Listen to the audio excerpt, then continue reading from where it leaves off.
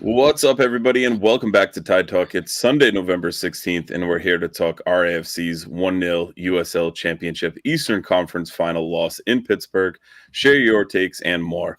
Every episode of Tide Talk is available on YouTube, and if you're watching now, please take a second to subscribe to our channel and smash that like button. You can also find us on your favorite podcast applications like Spotify and Apple Podcasts. And if you listen on one of those, we'd really appreciate it if you took a minute to leave us a 5-star review rating and a short review, as it helps more people find Tide Talk. One last plug, if you're not already, go check out the RIFC Club Collector app and enter the code TideTalk25, all lowercase, all one word, to get an exclusive pack added to your collection today. So cozy up, crack a bear. Let's dive into this one. I'm your host, Matt, and we've got a packed house in here, as you can see, with all five of us in here tonight. Matt Hands, we'll start off with him, as he just got in the door 15 minutes ago from his ride home from Pittsburgh. Sunglasses necessary. He wears his sunglasses at night, that's for sure. What's up, Hands? How you doing, buddy? How was the ride back? Yeah, doing fine. I think about like 10 hours or so. I left a little bit after 10, got home a little bit after 8. Fine. you get tired along the way a little bit, and you kind of come back up and get back down. But it was fine. I've got new appreciation now for like going through Pennsylvania, because I went through there as a kid. What a sentence. No, I went through there as a kid, like on 80, which is like the whole way through the state, and I absolutely hated it. But actually driving, it's fine, because there's like nothing there. You can just go. What was the pretty mad yesterday? Yeah. What was the beaver count on the way home? Not as many. I didn't stop in State College or anything, so I was only on the way. The people want to know, especially FQB Hands, why the shades?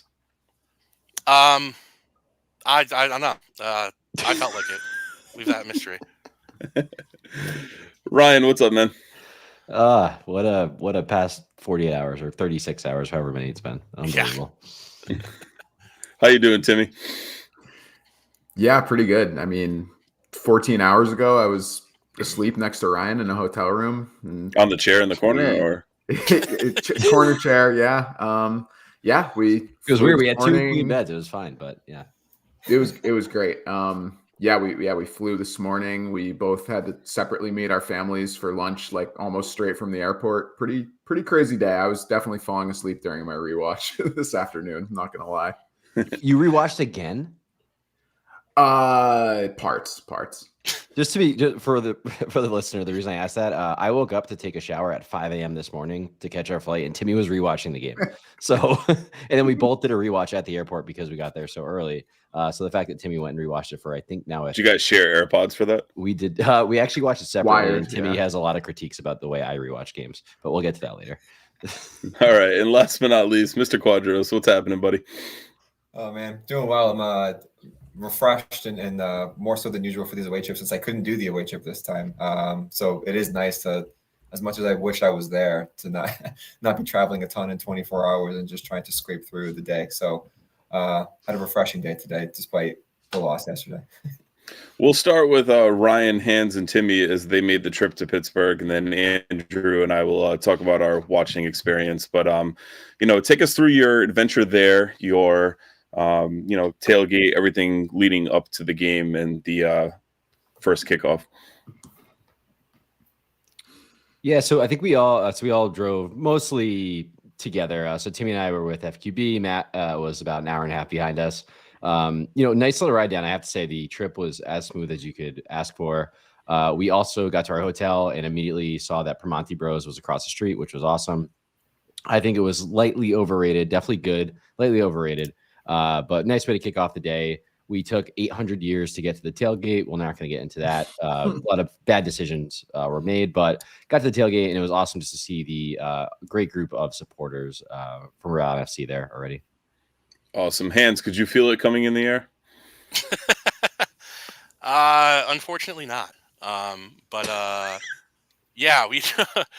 yeah, well, I don't know if it's what Ryan's alluding to, but the drive to the stadium was weird because we had to go around. I think it took us around traffic, I think. So we went like, I don't know, like through the city or through like some other town or outside the city that was kind of strange. What map application are we using, boys? I was just using maps. I think you were using Waze when you guys were driving, but I drove the four of us to the game. Yeah, I was alluding to the fact that we went to 2 separate liquor stores to buy the same fucking beer we could have got at the first liquor store. And then we made multiple trips into the same liquor store 3 different times to get chapstick, to get fucking beer. It was unbelievable. Unbelievable. I was like, we are never getting to this tailgate. Yeah. That is true too. Yeah, I forgot about that. I think one cool, like if we're talking pregame vibes, I thought something that was pretty cool in addition to the normal away day tailgate, which are always kind of special because you're like huddled with your own really small pot of people. Actually, 2 things. I can never keep it short. One is I thought this was a little extra shithousery from Pittsburgh. Their parking lot to the stadium is a long straight strip to the stadium. They put us in the first block of parking spots, so every Pittsburgh fan that drove in straight by us, whatever they wanted to say, whatever they wanted to hang out of their window and do. Again, I'm like. Fair play.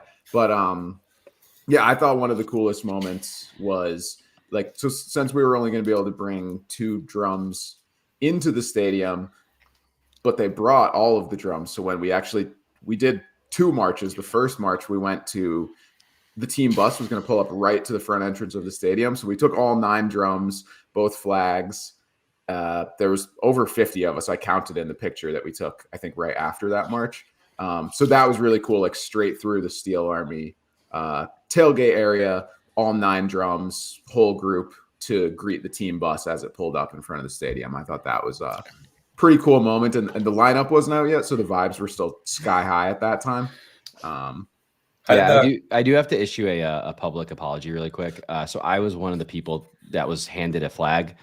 Very difficult. I called out Timmy via the Tide Talk account last week. As did Robin Front. I sucked at the flag, so I have to apologize to Timmy on that one. Very difficult job. I don't know how Rowdy does. That was a smaller flag too. That was not even the same flag. Listen, I did the apology. Okay, they not like us. How did the the away crowd show up relative to last week? Like, was it about the same as the number of people that showed up in North Carolina for Rhode Island fans? Did it feel like a bigger crowd? I thought about the same. About the same, maybe a little bit more. Yeah. I was talking to Matt last night. I was like, is this the closest playoff away match that we've had? Or the closest playoff match period that we've had? Yeah. By like multiple hours. Yeah. One thing too, Timmy brought it up where we went and greeted the team. I think that was the first moment. I rewatched the video that I took for the Tide Talk account. And there's basically like security was like completely all over us. Like, you have to stay here, XYZ. They were like very like, you guys specifically can't do XYZ. As I'm filming it, I realize as the Rhode Island team is walking in, a Pittsburgh fan just is walking through like with their like banner, like screaming at all of us. I'm like, wait, why is that allowed? And we're like rules for thee, but not for me. We will get to Pittsburgh and the piss poor performance that their entire establishment put up last night. But that was like sign one of like, oh, this is probably going to be a bad day for us, because they're very focused on like what we're doing versus like anything happening around us, which was great. Or our team in that case. Meanwhile, in North Carolina, I don't think there was anyone that ever watched us do anything. Well, they furloughed their entire staff. So you could have just left it at, I don't think there was anyone. Yeah, that was pretty much it. For sure. Andrew and I watched the game at the German American Cultural Society of Rhode Island at the Rathskeller watch party, and I have to say it was a very, very good crowd. Probably the second biggest crowd I've seen in there for an RIFC watch party, other than Tampa Bay away last season, where it was the official watch party and it was absolutely packed. But the vibes were good. The beer is outstanding, unbelievable. But Andrew, feel free to expand upon that. That was great. We showed up I got there at the same time as you at 6. The game was at 6:30. And it was already like, there were a lot of cars in the lot, which I was worried about, but it turns out a lot of them were for the people that were traveling to the game. But you walk downstairs and they already had a pretty good crowd going. Mm-hmm. I mean, it pretty much filled up. All the spots were taken. Everybody was really into it. And yeah, the beer is fantastic. So loaded up on that. Matt picked us up some guy in his pie. Yeah. So it was fun. I mean, I've been to 2 games there now. We went to the first playoff match this year with this group, and then I was there yesterday. And both times, I really enjoyed the experience. Different than the Guild. I mean, just in terms of the way it's set up and kind of the vibe at the game. And I was debating between Guild and the stadium, and ultimately decided to go to German American Cultural Society, and I'm glad I went. It was a really good time. Homey feel went with Will, my son. He had a good time too. So definitely enjoyed being there despite what happened on the screen. Yeah, for sure. Definitely want to shout out Front and all they do with helping grow the game and promote Rhode Island fan culture as well. Shout out to my guy Tom Butts Tattoos with this awesome Krampus shirt. They have an awesome event going on December 13th. It's a Saturday with Krampus FC merch. There's a scarf, there's a shirt, there's a lot of really cool stuff. So any way you can go and kind of support those guys and what they do is awesome. I know there was some kind of bad talk about them not being able to host the last match or whatever it was, but they host other events, they host other parties, and they do an awesome job. It's an awesome atmosphere. Cool too that they do have a kitchen but not open, so you can't bring your own food. And I was talking with Chris Aldrich of Robin Front at one point, and he was like, there's got to be at least 35 boxes of pizza in here right now. And it was incredible. They were from all over. He goes, what did you get? A guy in his pie, he goes, oh, we got the chicken piccata as well. So I was like, yeah, that's what I did. So any way you can support them. They have a lot of events coming up with the Krampus night as well as their winter market. Just great people, always looking to help grow the supporters culture in there as well. But another thing we'll hit on, FQB asks, what are all the pins you guys are wearing? So I'm going to go to spotlight mode. Sorry, boys, so I can take the glare out. But Defiant 1636 elections are open, and we're supporting our candidate, Sarah. Vote for Sarah. Community is what we want. Sarah, if you have been to any of the tailgates, she brings the Jello shots. She's all about community. She's all about the juniors as well. So we're just hyping up that message for sure. But really good stuff. And if you want to learn more about each and every candidate, you can go on the Defiance website via the 36ers channel in the Defiance Discord and kind of learn a little bit more about what's going on. There are 2 seats open, and is it 6 or 7 candidates? I don't know what the exact count is right now. More than that. It's more than up to 10. Yeah. So there's a lot of good stuff, going on there. There's a lot of good people running for it. I think the future is in good hands for sure, going forward. But anyone else, anything you want to talk about pregame that we didn't cover? Probably think of it once we're into the meat and potatoes of the game. We were getting taunted. We were getting taunted by the kids, which is always pretty funny when that happens. Did you bring out the chant from Hartford? We did not. No We needed Robin Front there for that. We needed Robin Front. For sure. You need Scott P there to tear that one up. Someone, I think it was Ryan, made a good point yesterday. Like, kids are growing up in a culture where you can say anything on the internet, and it shows in the way that they behave in real life. Like, they are so unintimidated to walk up to a group of 50 very grown adults making a lot of noise and just like flip them off, do whatever. It's just like, oh okay, yeah, sure. Yeah, with some of the kids, then as a high school teacher, I see it every day. Yeah, you must. Yeah. A couple of the kids, and a couple of the fans were like flipping us off, like outside, like right into the guy walking through with the flag or whatever through the RFC, kind of the players walking in, right? And like we were walking on the lot, there's a little bit of that, but not too much. At least pregame, not too much. Good on them. Future of America there. Glad they're getting into Timmy it. Going like this back to them. That was more later on. You know what's interesting? They were doing more of the V flicking, which you don't see often. I thought. You saw Timmy on the broadcast. We saw Timmy in the 41st minute or whatever it was. Loud and proud. I mean, he was still going this morning. For reference to our listeners and viewers, that is the European or UK version of "fuck you, fuck off." Is the backwards peace sign, if you will. Sorry, Ryan. Timmy did it to me leaving the airport this morning. So, I mean, he was in full voice for all 48 hours. All right. So let's, kind of switch gears a little bit and dive into the match. It was the 1-0 loss to Pittsburgh. And one of the biggest discussion points in this one is this graphic on the screen right now. Your Rhode Island FC starting 11 changed from the last 2 playoff matches. You had JJ Williams, Noah Fusan, Aldair Sanchez, Amos Shapiro-Thompson, Mark Ibarra, Jojea Quazera, Karifa Yao, Frank Nodarse, Hamidi Diop, Hugo Baccarat, and our captain, Koke Vegas. Let's just start it right now, guys. Straight red card for this lineup. We all saw it. We reacted in real time in our chat to it.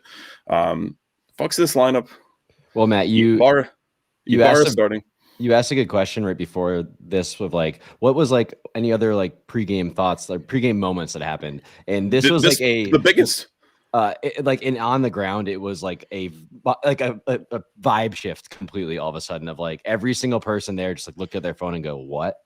Yeah, Like, I was sitting in the car. odd. I was sitting in the car. Ryan came over to grab something, and I said to Ryan, "Lineup's out." He goes, "Oh, lineup." And I said, "You're not going to like it." He just closed the door and looked at it.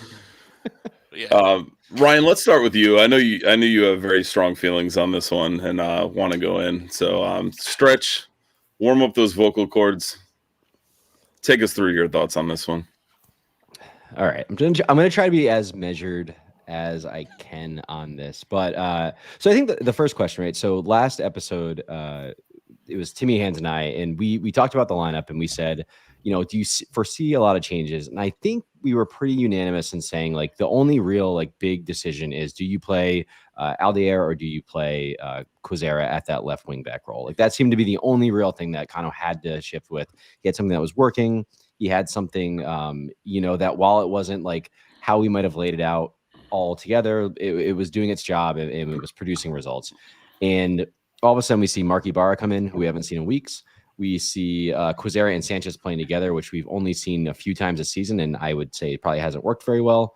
So like those two big decisions, and then to leave, I think to me like the most stunning part of the night was when the subs went out, and they were right in front of us the whole time, and I was just kind of staring at them, and I'm like, holy shit, we have Zachary Haraval, Zachary Haraval, Clay Holstad, and Maxi Rodriguez like standing next to us in a penny, like in the biggest game of the season right now.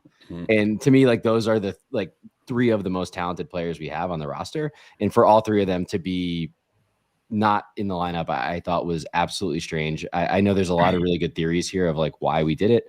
But I just, number one, I think the biggest thing here is like, this is a very big decision to make on the biggest match of the season to change something that, you know, we haven't seen much work this year. And it seemed like it was working enough to get us results. And this was a very, very confusing decision from Ghana. So you talked about the theories, and, you know, as we got closer to kickoff and I'm sitting next to Andrew, I said to him, you know, maybe Kano's looking at this as you have two very stout defenses. Pittsburgh, you know, hadn't given up a goal in over 500 minutes, more than that now after this game. Maybe he's playing to play this game as a 30-minute game. At the 60-minute mark, you could potentially bring on Clay, you could bring on Chico, you could bring on Busy, Haraval, and really kind of change this one with the substitutions that you could make. And I thought that was, you know, maybe the game plan. But there's always the caveat to that of, you know, they could score first and really change your things. And more things were changed with the Mark Ibarra red card that we'll talk about a little bit later. But I think this was the first of the very many red cards throughout this one as far as decisions being made. And a lot of those do rest on Kano. So Andrew, you know, we had that conversation at the German club, and I think we kind of sold ourselves on like, you know, this could be a 30-minute game later on in the second half.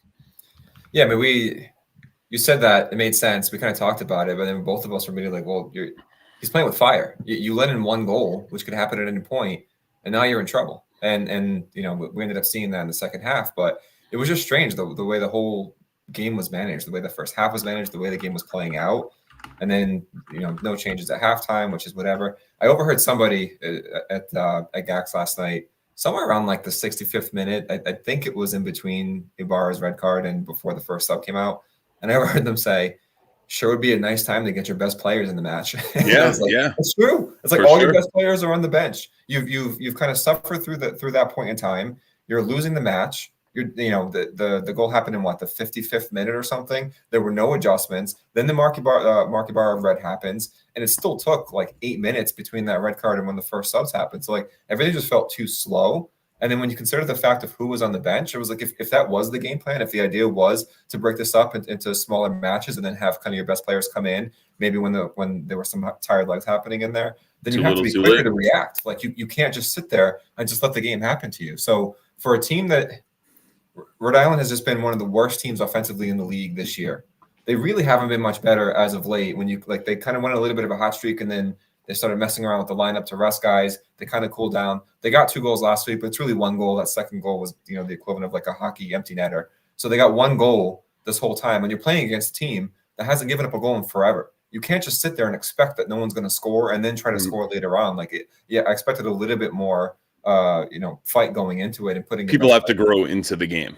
Yeah, it doesn't make sense. And what really confused me with the starting lineup specifically was that kind of, I think his MO, dating back to last year, and then when we win a good runs this year, is he tends to play the same lineup after a good performance. When we set up against Charleston, and that worked really well, I was convinced that we weren't going to bring that same lineup back for North Carolina because I thought that was a Charleston-specific lineup, and what he did in putting Clay up on the wing and what they did defensively, I thought that was specifically for Charleston. So I was not expecting them to come back against North Carolina and put that same lineup out there, and he did. So okay, you got the win.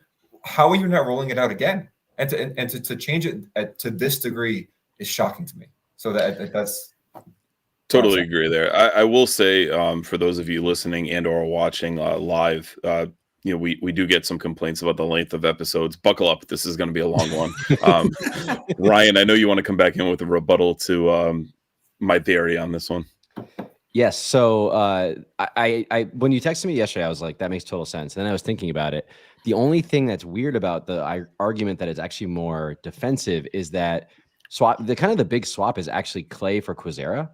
And I think that's actually where we fucked up massively because removing Clay, the one thing he did, especially in the North Carolina game, was amazing, was he was actually tucking into midfield to create a big overload there. And it made it super hard to play through us, but also we were regaining the ball a ton in the midfield. To me, that's the perfect game plan for this Pittsburgh team. I assume we were doing this because to put Ibarra out there because we thought they were going to press us high and he's really good through that. But also another way to defeat a press is to overload the midfield. And Clay was doing such a good job at that. And then keeping Noah and JJ tight up top. Playing Quizera up there made Noah, JJ be more far apart because they were almost playing as Noah and Quizera as wingers. And then we just were losing the midfield battle at all times. The only time we actually started winning it was all of a sudden when Hugo was by himself in there and he was well, fuck it. Might as well just do something. Breaking lines on his own. Yeah, on his own. And that was the only time we even looked competent in the midfield. So it was very odd for a team full of midfielders for us to have literally we had a first team all league midfielder of last year on the bench. We had our player of the year of last year on the bench. We had all these massively talented midfielders, Zachary Harabout, who I will scream about to the high heavens of being amazing. All 3 of them on the bench, 2 or 3 of the adult midfield and not in the game. And we're losing the fucking shit out of the midfield battle, which I think really ended up losing the entire game. Yeah, it was very disconnected. Like I said, the forwards were just very disconnected from the rest of the play. So it made it very difficult for them to really do anything. Even when we did get the ball in the first 20 minutes, it's we didn't even see much of the ball. It's just we were pinned back the whole time. And part of that was that they couldn't find any relief, right? To get the ball back. And then there was no one there to really to find an outlet. To press the ball up the field. It would just kick it up and just see if JJ come down with it. Well, the other even weird thing too is Ibarra hasn't played in multiple weeks. Mm-hmm. He didn't even get a minute against North Carolina. So then all of a sudden throw him in to start is just a weird thing from a player management decision. That's another thing I don't understand. It's not he's been on the cusp of breaking in. It's no, he didn't get a minute in North Carolina. I felt really bad last week when we were in North Carolina where the players had come by and given all their handshakes and everything. And then usually you see the players that don't get into the match end up just doing some sprints and whatever else.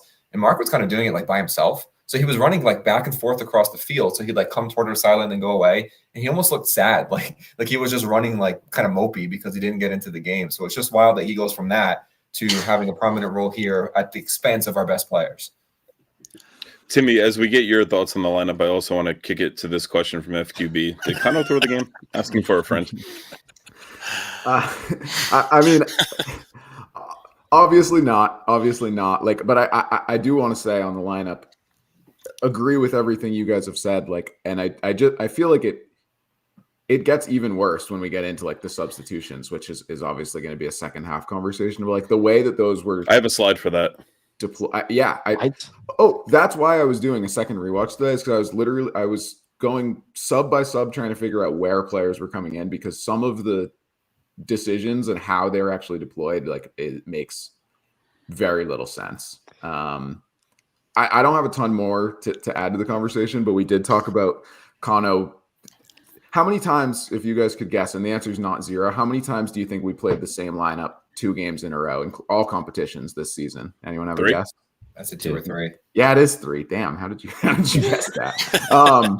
But every time, this is not a surprise to anyone. Every time it was after a win, and then the next result was either a loss or a draw, and we moved away from it. So this is not a surprise to anyone. Zero. What's the word? Consistency. Continuity. Zero consistency. Zero continuity. Zero consistency from lineup. See, that's a blogger's language from Hans. The continuity. Yeah. Both of you. Can I actually say that, like, to FQB's question and who it was from?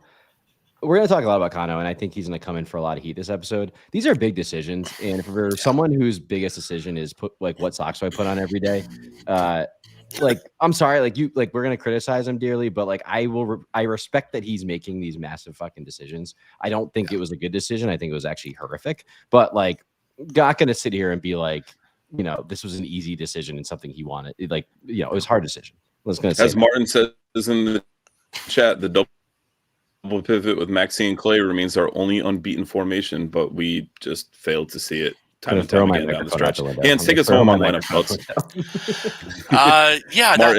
Martin, pull up a seat, get at the table with us. Not too much to add. Like, obviously, I agree with you guys about. I think it's just inexplicable that you don't have either Clay or Zach. Probably both. You should have probably had both. Like Ryan was alluding to. I mean, yeah, like start Zach in the midfield with Hugo and put Clay where Cruzeiro was. Like, I don't understand. Like you guys have kind of suggested, maybe it was like, oh, we'll bring those guys on later in the game. And I was thinking that too. That I guarantee they were going to sub Ibarra out, and then he got the red, and then they got 10 men, and it was a complete, as Timmy was kind of saying or getting at, it was a complete Kano just throwing in a bunch of players, and we have no idea where they're playing at that point with 10 men. But yeah, not a fan. And then last thing Quadros mentioned, it reminded me when he was mentioning Ibarra kind of running back and forth after the North Carolina game, like out after the game and looking kind of down. I thought about after the game and everything, Clay actually looked kind of down, or as he should, not his usual happy. I also looked very down because self at all walking in to the game. And obviously at the time you're thinking, he's just like really focused or whatever, players got to get in the right mindset. But yeah, I wonder if that was about him not starting, which that's just me. I mean, Clay's, who knows, but hear that for sure. We've got our guy Tulsa Mario in the chat. He's a Bostoner. Don't let him fool you. What's up, guys? My favorite Eastern Conference team, RIFC. Congratulations, Mario. If you do not follow Mario on Twitter, definitely worth a follow. He's got some great pictures. He got to hold the cup, the Western Conference Final Championship Cup. Some really good stuff online. I'm pulling for Tulsa in the final for sure on this one. Absolutely. Mario is one of our favorite guests that we've ever had on the away end here. So we definitely want to, wish him well, and hopefully Tulsa can take care of Pittsburgh and go from there. But let's dive into the game a little bit, and we'll start with a short clip. And it was probably one of our better chances, as we had the first pretty good chance. Though tonight it appears. Here's J.J. Williams now, moving this off to the far side. Fuson! Big save, Eric Dick! Taking no chances at his near post. Bats it out for the game's first corner. Need to be really careful here if you are the Riverhounds, especially Edrach. You cannot step here because that allows J.J. Williams this time and space. And now it's 1v3. He can go solo. He plays it wide to Fuson, who makes a fantastic secondary run. But we talked how big Eric Dick needs to be. So Big Dick all night, based on that. I will preface this with one of the greatest conversations I overheard at GAX last night was Will looked at Andrew when the starting lineups were announced on the broadcast and said, "Dad, their goalie's last name is Dick." And Andrew responded, "Yeah, he's a dick. His mom's a dick." his dad's a dick. It was just one of the greatest father-son interactions I've ever witnessed in person. So kudos to Quadros there. But a pretty solid chance from Noah in the 10th minute. Andrew and I talked kind of in real time about this. But yeah, I think JJ's pass, the weight on it and the drift on it played him a little too wide to get a quality strike on that. So Hans, give us your thoughts first on this chance and what you saw. Yeah, I agree. Maybe the ball from JJ could have been a little bit better. But I thought JJ overall, though, had, other than obviously not scoring, had a good game. He was getting the ball a lot, going forward, running at guys, winning headers. So this was an example of him running forward and doing that. And yeah, I mean, good save from Eric Dick. I mean, I think he's probably the best goalie in the league. A lot of other goalies, like some other goalies, have better, like, record, whatever, concede less goals, more clean sheets sometimes. But I think a lot of them, not that Pittsburgh doesn't have a good defense, but I think a lot of those guys are helped by their defense. So basically, what I'm trying to say is, as far as a shot stopper, I think he's probably the best in the league. Unfortunately for us. I was trying to say this to Timmy this morning without. I really was stumbling over like how I was going to get that. He's just a large person, and it's really weird to say that. Yeah. He's a large dick. I was like, go ahead. You can say it. We put the E on our episode for a reason. I literally was like, Dick is, and I like paused for like a good 5 seconds, which is a lot for me. And he's just a large person, and yeah. I do find it funny that in the broadcast they refuse to say his name without saying his first name. It's like they will not just say Dick. It's always Eric Dick. He goes along with it too, because I don't remember what it was, but last year I think he won the goalkeeper, whatever the heck the award is for goalkeeper of the year, and they were the Riverhounds fans were doing some puns with his name, and he loved it. So I think he enjoys that. Hop back in, Timmy. Sorry. Oh, I was gonna when I pulled up the Dick the clips on SharePoint, and was it auto generates captions, and it was censoring his name every time. Pretty funny. But on the goal, I'm going to put this harshly for the sake of time. I actually thought this was only one of the good passes JJ made all night. He was very disconnected from our forwards in attack. I mean, it was a little too wide, but at least he completed this one. Okay. Many of them. I almost interrupted Hans when he said that he played well, because I don't think that's wrong, but I thought his passing was shit all night. Like, I don't think he had a single good pass. Yeah, I quite frankly, I don't think he played very well at all. No, I mean, there's not really a better time to say it than now. I don't think he had a particularly strong playoffs. I can think of Sean Buxton nailed it in the chat. Didn't see playoff JJ this year. Yeah, he had about two big chances in each game and didn't score any of them. So I mean, that's 5 or 6 chances. I can picture them all. Didn't score one of them. I mean, he's frustrated too, from what I've observed. Like, I don't think he would disagree with this. It's disappointing it happens, but I mean, I just don't think it was a strong. No, I agree. I will say, I mean, we were just saying that we haven't seen the JJ that we expected all in the playoffs, and it was the JJ that seemed like he was heating up until Connor decided to pull the plug on him for the last 2 games of the year and completely killed his momentum. And then he got to the playoffs. That's a great shout. I mean, maybe some of his hold-up play was fine, but and it's not like he had a million opportunities. It's not like they were feeding him the ball constantly, but the ones that he had were pretty good, and he didn't finish them. Yep. Yeah, I would say real quick on what I was saying about him having a good game. I think it was more his hold-up play. I thought it was good. Maybe it's just because we were going to him a lot because we couldn't get the ball through midfield with Ibarra and Hugo. But I thought he did well at that. But obviously, like we saw last year, like we need him to be that playoff JJ getting the goals. Yeah, like Sean saying, dominant last year. Like we needed that JJ in the playoffs to come at some point, and obviously it didn't happen. I will say the first, leading up until that chance, Pittsburgh probably dominated the first 10 minutes or so, and the ball was in our end for that entire 10 minutes. And then I think after that chance, we really grew into the game pretty well, and we were starting to hit on the counter and look for some good opportunities. But I think the next highlight video that we have is the Koke save in the 35th minute. And Koke just continued to be Koke and, show why he's up for goalkeeper of the season. Mertz puts it in, punched. Here's All, and now Edrach. Sample keeps it moving, flicked over the top, big chance. Koke Vegas bats it away. I was really disappointed because they talked about how big Dick got, but Koke made himself absolutely monstrous on that one. That was one of, I think, the better saves we've seen all season long. I mean, it's a well-worked ball by Pittsburgh, but also, like, I mean, nice to have that much space to get in behind Diop like that. Really nice save by Koke. I think he was kept on. I was going to say it was close to being offside. I think he was kept on by Real Amos. close. Quick look. Real close. It was Koke, tight.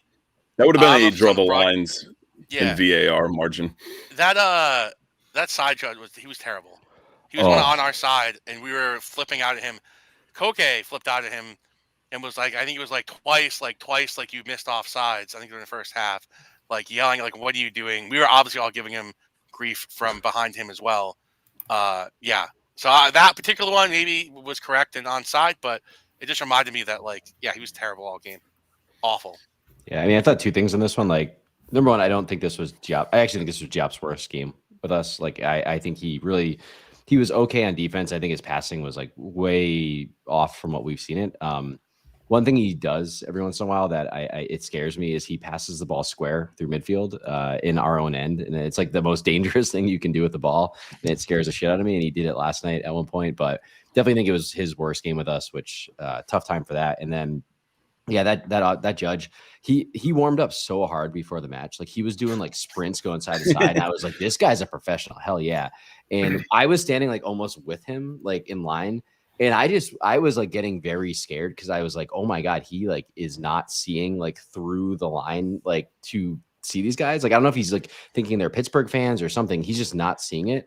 But then at like the 40th minute, so people were like giving him hell. And I was like, guys, wait, we should shut up because we're going to be over here in the second half. So if he's not calling it now, this is great. We should tell him to like keep it up. But obviously that didn't work out.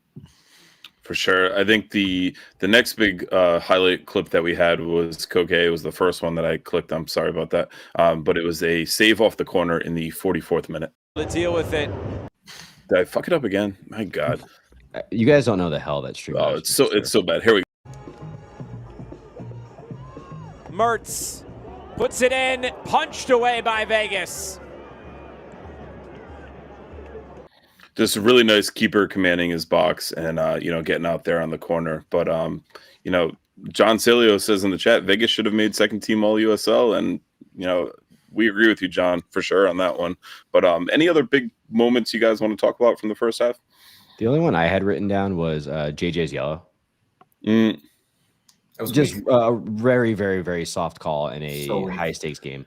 Like I think I've said it on this podcast before. I'm a very big believer that the goal of the referee should be to try to keep it 11v11 as much as possible. The point of red cards and yellow cards is to caution people for being reckless and to like discipline people when they're going over the line.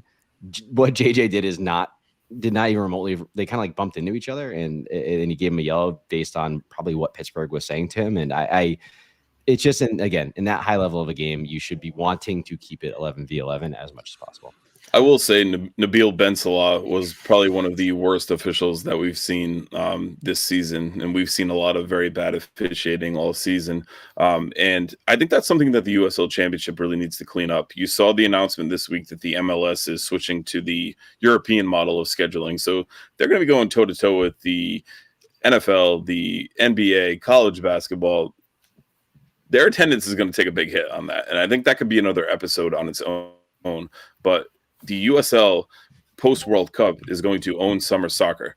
And I think that they need to clean up the game and really, look at the officiating standard and improve it. Like, if a guy is reffing a conference final like Nabil, and we'll look at stats from the first half in a second, and as far as his inconsistencies, but I felt he was very Pittsburgh forward in that first half. Anyone agree or disagree with that? I mean, I just thought he was tight overall. Like I didn't love it, but I didn't have a massive issue with him, honestly. I did personally. Yeah, big time. I cut hands off a bit though. Nah, you're good. I would say more towards the second half, but maybe that's just because I was frustrated that after we went down. I thought outside of the red in the second half, he kind of evened it off a little bit more, but yeah. I thought the first half was a very Pittsburgh forward.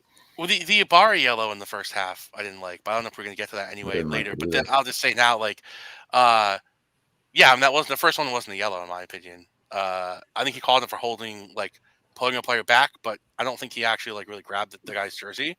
No. So like I could see how like in that situation it would make sense that someone would do that, but he didn't do it. Like so he can't call, and like it's a cheap yellow to call, and that obviously contributes down the line, as we all know. I like Ewan's point in the chat. USL isn't going to own shit unless the product improves, and the product can improve dramatically by having better trained, better equipped officials, and or not promoting these officials to conference final matches.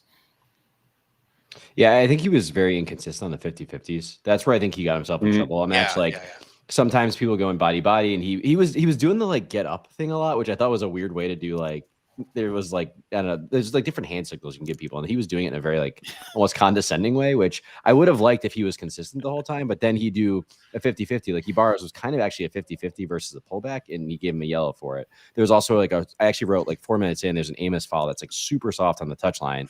And like to the point where the Pittsburgh player was laughing like with him, like it was a very weird moment, but it just really showed how they were going to. That Amos one was nuts. Yeah. Even in the second half, there was a yellow on a Riverhounds player that was in no way, shape, or form a yellow. So I think he was bad both ways, but I think the lean in the first half was like the Fent lean and waiting for a parking spot. He was absolutely awful. But first half stats.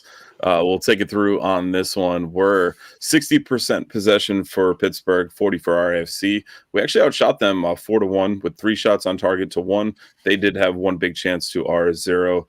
Pittsburgh completed 198 accurate passes at 76% to 139 to 76 at 76% for RIFC. 8 fouls for Rhode Island FC in that first half. Just 2 from Mr. Nabil for the Riverhounds on that one.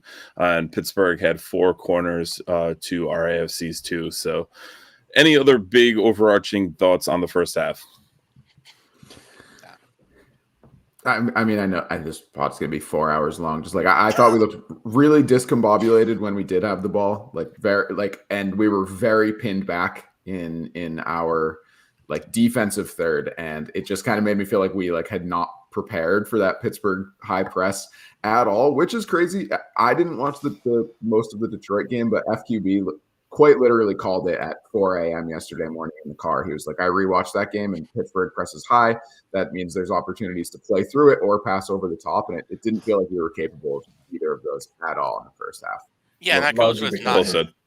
It goes with the lineup of not having Ibarra and Hugo in there when you're relying on Hugo to be the one to get forward, because Ibarra's not really going to get forward as much, which is fine. Like I thought last year Ibarra was underrated because he was more of like a, calm passer, number 6 kind of player.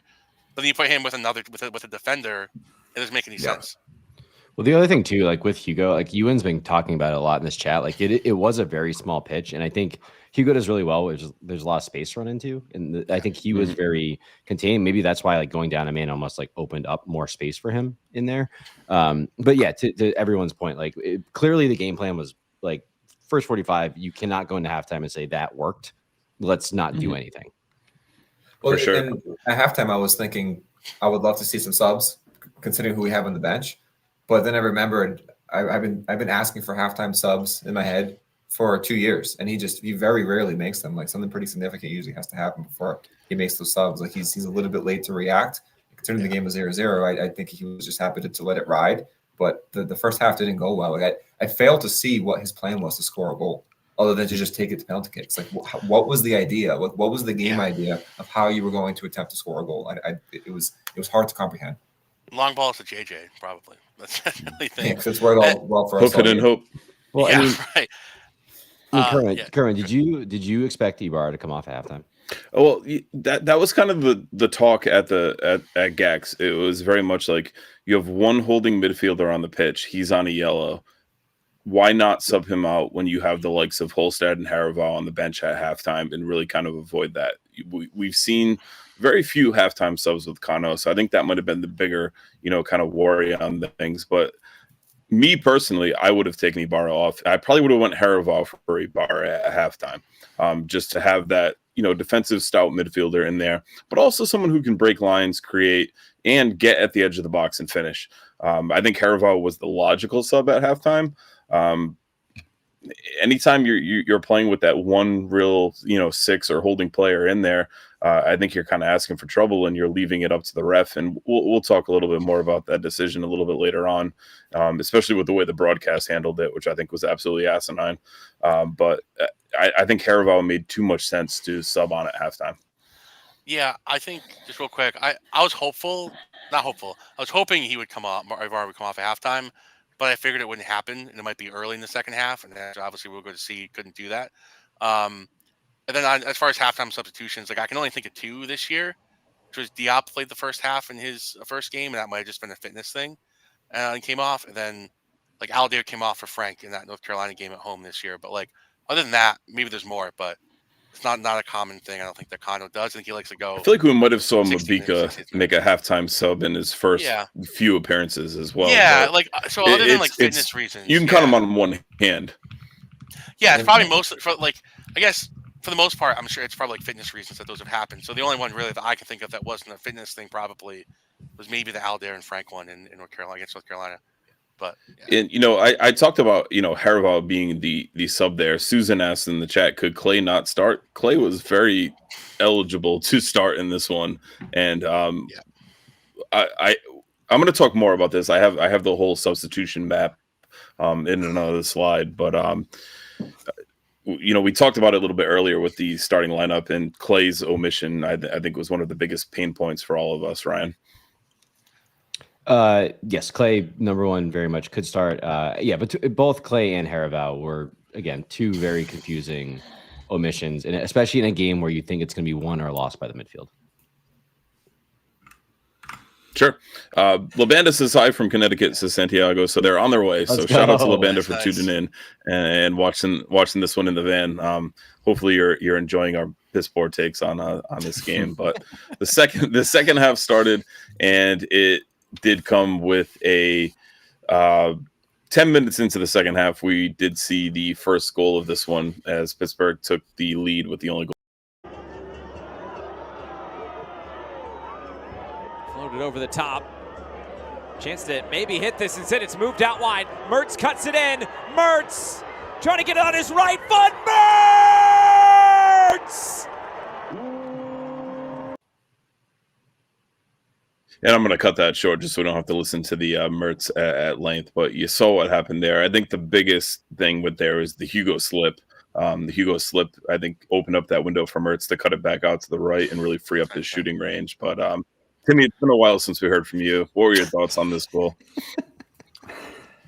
I don't have a huge issue with it. It sucks, but I mean, again, pretty well worked stuff from Pittsburgh. And then, the Hugo slip, but he recovers pretty well because Mertz ends up cutting back in the direction that Hugo was standing back up. So he gets back. The thing that really kills us is but for him to go back that way after getting up, it's the crossover in basketball. You bring him one way and then go back the other. Well, the problem too is that Aldair kind of tried to go around Hugo, and that's a large body trying to go around, so he couldn't then get back.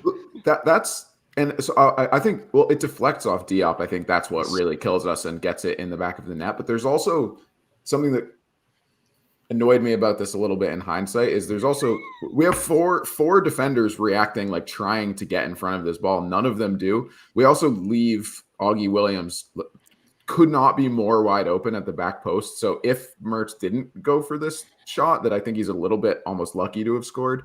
They had but because of the way we defended it, they had so many other opportunities to score it. And then I didn't realize he's from Pittsburgh, and I feel like that is incredibly demoralizing, hard thing to recover from for the road team when like the local kid scores for like the crowd was just truly like nuts. And then obviously we gave him another left 5 minutes later. Do you think that really plays into the away team psyche though, Quadros? I mean, I don't. I mean, unless someone like Mark or Chico who have played there and maybe understand that better, I can see it impacting them. But for the rest of them, I think just going down in that moment when you haven't really been able to get on top in the match against a team that doesn't give up goals. Like we've said this throughout the playoffs, but really throughout the whole season. If we give up the first goal, we're done. Like we just can't come back from it. We haven't shown the ability to do it. So in that this environment season- against that team, going down in that moment with those circumstances, I think that plays a much bigger factor than necessarily who did it. And the goal was well worked. And I do put a little bit on Noah at the start of that too. I thought he kind of just olayed him, let that defender when he was trying to defend that.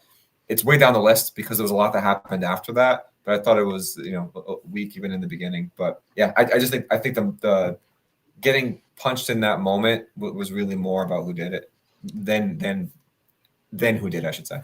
Well, the other crazy part too is like we didn't obviously hear this in the stadium, but like on the broadcast, they were like it was actually 401 minutes since Pittsburgh scored, and I was like, the fact that it was 401 was so brutal. Like it was just like an extra like salt on the wound.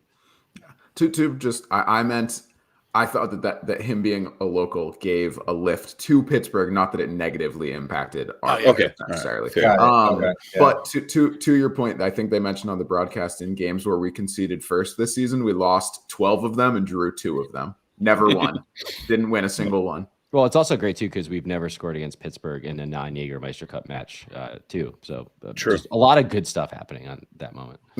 So it's that 5 Hands come in on the goal, buddy. No, pretty much what you guys said. Like Hugo, unfortunately, Hugo stumble there. Good shot. Didn't know it was that good of a shot until I watched it back because we were all the way on the other end of the stadium. Yeah, so I was like, I didn't even know what happened. Like, I think it was not given a lot of credit that it bounces off Diop's ass. It does. Yeah, weird deflection there. Because Koke is going down. So yeah, I think because I didn't notice that until Timmy and I were watching it together in the airport. And we were like zooming in because we couldn't tell at first, and they didn't mention it at all in the broadcast. But it's like kind of clear. No. Like he smokes it, but I actually think is a savable shot until it deflects. Yeah, for sure. And the tide really did change in this one just 5 minutes later with the Mark Ibarra second yellow card, and which saw Mark Ibarra. I can't even pick it up off the table. Sorry, my bit went wrong there. Get the red. But the broadcasters on this one really kind of glazed the fact that his studs were up. And Andrew and I watching this one live had a very different opinion on it. His foot was very much angled down. The studs were not up and like into the shin or into the leg or anything. His foot was pointed down. Like second yellow has to be like an egregious offense. And Ryan, you talked about it a little bit earlier with, you want to keep 11 men on the field as much as possible. And I thought as far as how second yellows go, this was one of the softer ones that I've ever seen. So Nabil can, go back home and fuck off on this one. But I did not. His first one, sure, there was a jersey tug in there. And by the book, that is a yellow, and I'm sure by the book this one is a yellow as well, and I'm sure Joe Burns will text me tomorrow and give me all of the reasons why I'm wrong on this one. But as far as being an official and having been an official for over a decade myself in another sport, the number one thing they teach you, to Ryan's point, is game management. And if you manage the game, the rest of it all comes very easily. And I think Nabil just had very poor game management throughout this one. If you're going to send a player off, I think it's going to be a lot worse than that. Well, to Martin's point, he also wins the ball. Like he gets ball first. Like not to say that negates a foul, but like it's hard for it to raise the level of yellow card in that moment when he's getting the ball first. Like there's an angle they show like way after the fact. Which was also weird from the broadcast that like is a very like obvious. Like they go on forever. They glazed it hard on the broadcast. Studs were up. Studs were up. The opposite. And it's to the point where I was confused because I kept saying it over and over. So I pulled it up on my phone, and I was Andrew and I looked at each other like, did we not just see the same thing? Like, I feel like I was. Did they see a different play? I think what the commentator saw was that his studs went up after he followed through. Like when he got through the player on the ball, then his foot went up just because the momentum took him there, and that's when his studs were raised. But that was I tweeted at Kaler on this one because he was like, "Oh, that's a stone cold second yellow," and I'm like, "No, watch it again, man. Like his studs were down. Like I don't think this was a stone cold yellow at all, mentioning he got the ball, let alone a second yellow leading to a sending off in a conference final game." Well, can I just say one thing about this? Like I think one thing that people are really focused on Ibarra on this one. I do think that is a horrific pass from Yao to do to your defensive midfielder. Sure. And that's kind of, and I want to be clear. I think Yao actually had a phenomenal game besides this moment, but that is a like horrible position to put your defensive midfielder who's on a yellow card in. And there's like not a ton Ibarra can do because they're about to break on us. He just kind of dives in, and he can't be doing that on a second yellow, on a yellow as well. So it's just like a really it's a bad mix of moments there. Ewan says studs up all the way. It's the follow through that got him in trouble. Ewan, I normally agree with most of your points, but I think you're missing the fact that he got the ball first, and the studs came up after that initial contact, and he hit the ground ball player, and then they popped up. When he went into the challenge, the studs were down. I thought it was clean as can be. Timmy, I'm with Ewan on it, because it doesn't matter that he won the ball first. Yes, it does. It doesn't though. The follow through can still be a foul. There's an angle that clearly shows his studs in the guy's foot. I think it's a soft second yellow, but in a vacuum, and if the ref looks up and sees that challenge, I think it's 75% of a yellow. And if he pulls the yellow and then realizes, whoops, that was Ibarra, he's already on a yellow, it happens. I mean, I'm saying I think it was a foul. I think it's a acceptable soft yellow, and it sucks as a second yellow. You know what? Sorry, fellas. All right, hands. FQB says you and him watched it over and over again. What were your thoughts on this one? There he is. Yeah, I'm with you, Matt. Mainly, I think that I thought he was gonna break. You thought he was gonna be like fucking stone cold, or if someone Timmy going agreed, heel. I'm going with Timmy. If Hands agreed with Timmy, I was just going to end the live right now. Like, we were done. I just think it's. I mean, maybe there was on the first one. Maybe there was more of the jersey than I saw. But I thought they were both soft-ish yellows, and it really sucks that like two like somewhat soft yellows get you a red. Like I felt like Timmy's getting battered in the chat. Yeah, like, I feel like this one, like, yeah, he got the ball, and then at the very end, like you can see his foot come up, and I think that's probably what the referee saw, and probably what the announcers saw. They're kept saying studs up. But really, to Ryan's point, which is I was going to say, Ryan made with a good point. It's really, to me, like that's on Yao more so, in my opinion, for the bad pass. Like you're putting him in a tear. Like he has to. Like I get you can't really do that on the yellow if you're Ibarra, but at the same time, like you kind of have to go for that. Like the ball's right in the middle of the field. I get why instinctively Ibarra goes to slide for that. So I think the bad pass had a lot to definitely the precursor that led to it. I like Jason Demers to comment in the chat. How about if it's not blatantly obvious, don't go with the extreme discipline that gives a red card in such a big game in a conference final. Go ahead, Ryan. No, I mean the way people were referencing it, like in the stadium, was like it's a hospital ball, like in football, where like someone throws like a horrible, like very high ball over the middle for a wide receiver, and it's like, well, that guy's probably not going to make it through the game. Very similar vibe on this one. See, I thought the first card was not soft. I thought it was a dumb play by Ibarra, where the guy was breaking. Tactical fall. There were defenders there, and he just pulled. Like when you pull on a guy who's breaking away from you in the middle of the field, that's usually a yellow card. So I thought it was a dumb decision on his part, more so than a soft yellow. The other thing that's like really hard about this too is like I could also see part of starting Ibarra is because you're like that's the veteran presence, and I could also see you're keeping him on at halftime with he's a veteran, he's not going to do something stupid, and like he did something stupid. The Steel Army called him a sleeper agent. Fuck the Steel Army forever. Yeah, fuck Steel Army. Yeah. Absolutely, fuck the Steel Army. This is what I was going to say. That despise everybody in Pittsburgh besides I hate your club guy. That guy was cool. Yeah, that guy was cool. Great meeting that guy. 8 icy lights deep. Legend. Yeah, just I do think, he said he wanted to come to a game at Tidewater. I was like, you are not going to be able to afford 8 beers at Tidewater. Oh my god, you're gonna take out a second mortgage for that? No, yeah, I was just gonna agree. Like Yao, Ibarra, Ben Salah aside, like shouldn't have been on the pitch. So it all kind of comes back to the lineup decisions and the substitute decisions at the end. It just kills me. It kills me that like. I guarantee he was coming off like that, like right after that, probably. Like I guarantee Kano had planned. Well, that's especially about even if it wasn't from the especially if it wasn't from the beginning. Like maybe it was from the beginning. He already had that plan, but especially they got a yellow in the first half. You just know he's like we're gonna take him off at like 60, maybe a little bit after that, and then that happens and completely screws us because now we have 10 men, and you can't make your change and switch things like you wanted to with potentially Zach next to Hugo. And you got to shuffle everyone around because he's got 10 men. So, did you guys see any movement on the sideline after the goal? Because that foul happened 5 minutes afterwards, and I'm looking at it saying It's a playoff match against a team that is very difficult to score against. With all that attacking prowess on the bench. Right, with all that stuff on the bench. So you have, the goals in the 55th minute. The next sub didn't happen until the 68th minute, which was 8 minutes after. So maybe there was a little bit of reaction time, but there should have been movement already to change the game at that point, even when that Ibarra second yellow happened. So like the fact that it took us all the way to the 68th minute for anything to happen, especially given the fact that we were down a goal and a player at that point, just felt way too slow to me. Well, that's what's very confusing about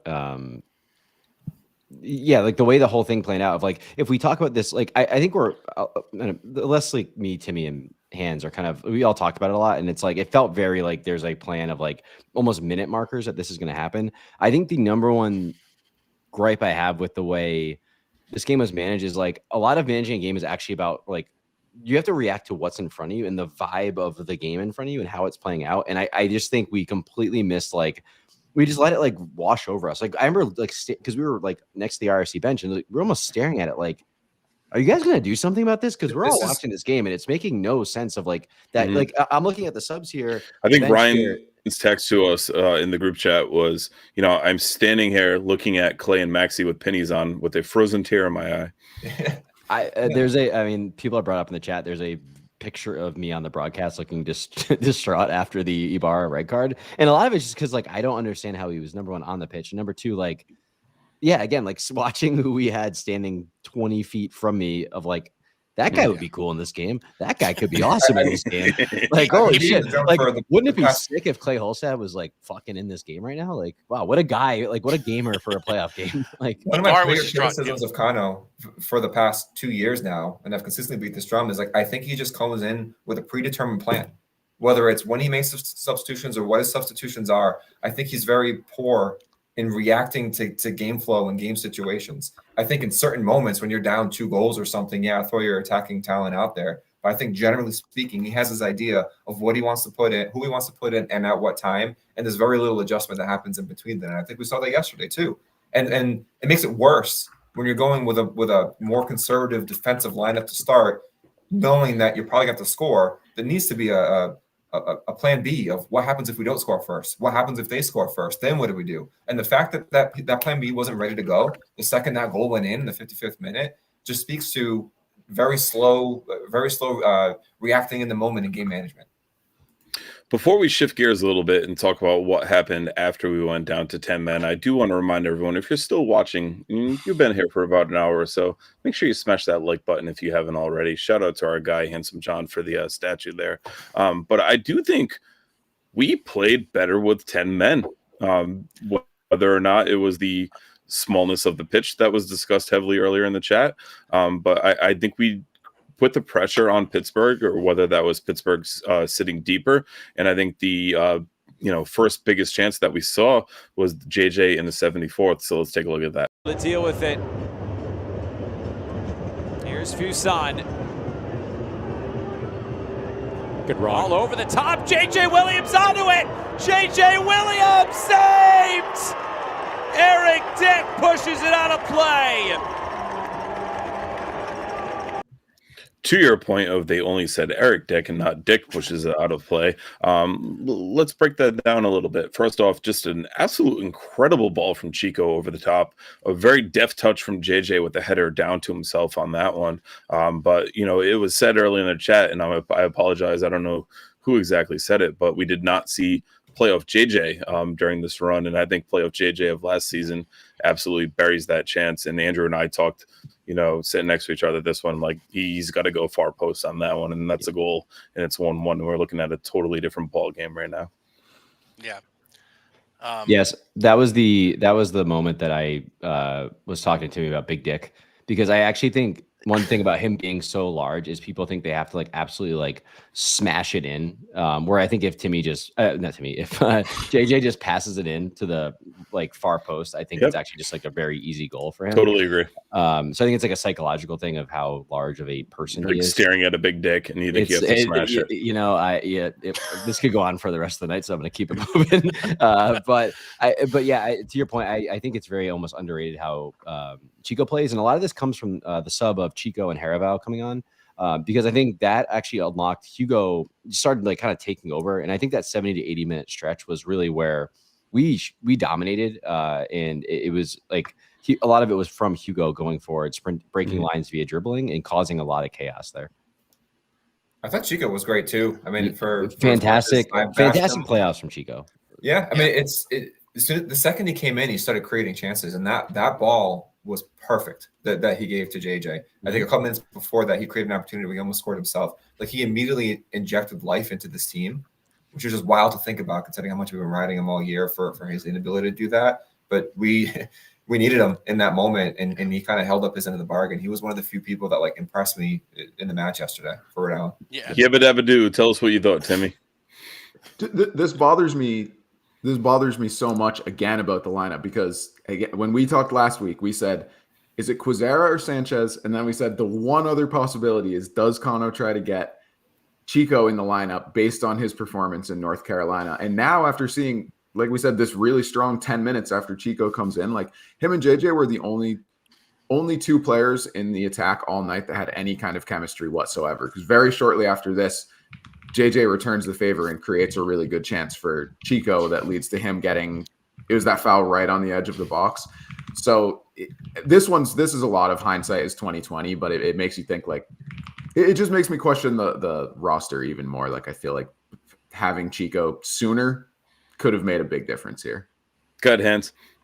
Yeah, so I have one thing to say about the chance and one thing to say about Chico. On the chance, Dick got big. That's what I got to say there. I mean, made himself big, got in there, made the save. So yeah, I mean, we've been fucking stewing on that for like 4 minutes over here. Unbelievable, unbelievable. He might have those glasses with the screen built in, and like he's been like eyeing it. No, these are the Dell's summer sunglasses from last season at Bryant that they gave out. Man. But no, and then on Chico, like, yeah, I thought he good playoffs from him. Obviously, especially last game, looked good in this game when he came on. They love him in Detroit. Like, even when Detroit, they love him in Pittsburgh. Like, when those kids were like taunting us, I heard one of the kids saying, like, "You guys only have Chico," so like they know they still love Chico. He was like dapping up some of their fans like on the field.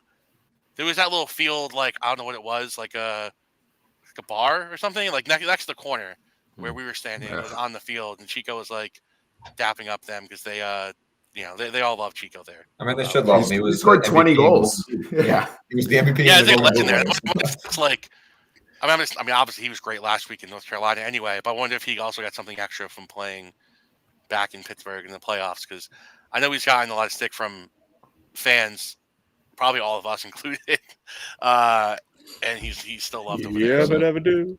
I was wondering if part of Ibarra starting was maybe that it was a homecoming for him and he hadn't gotten a lot of time. I want to be clear, that's possible. Horrific. So, like, that's why. One last thing on the chance, I do want to give credit to the defender. I think part of the reason JJ didn't really strike that well is because the defender was up his ass. Like, he was biting him the whole time, and I think that completely disrupted his angle that he was able to shoot at, and he wasn't really able to strike it as clean as he was hoping for.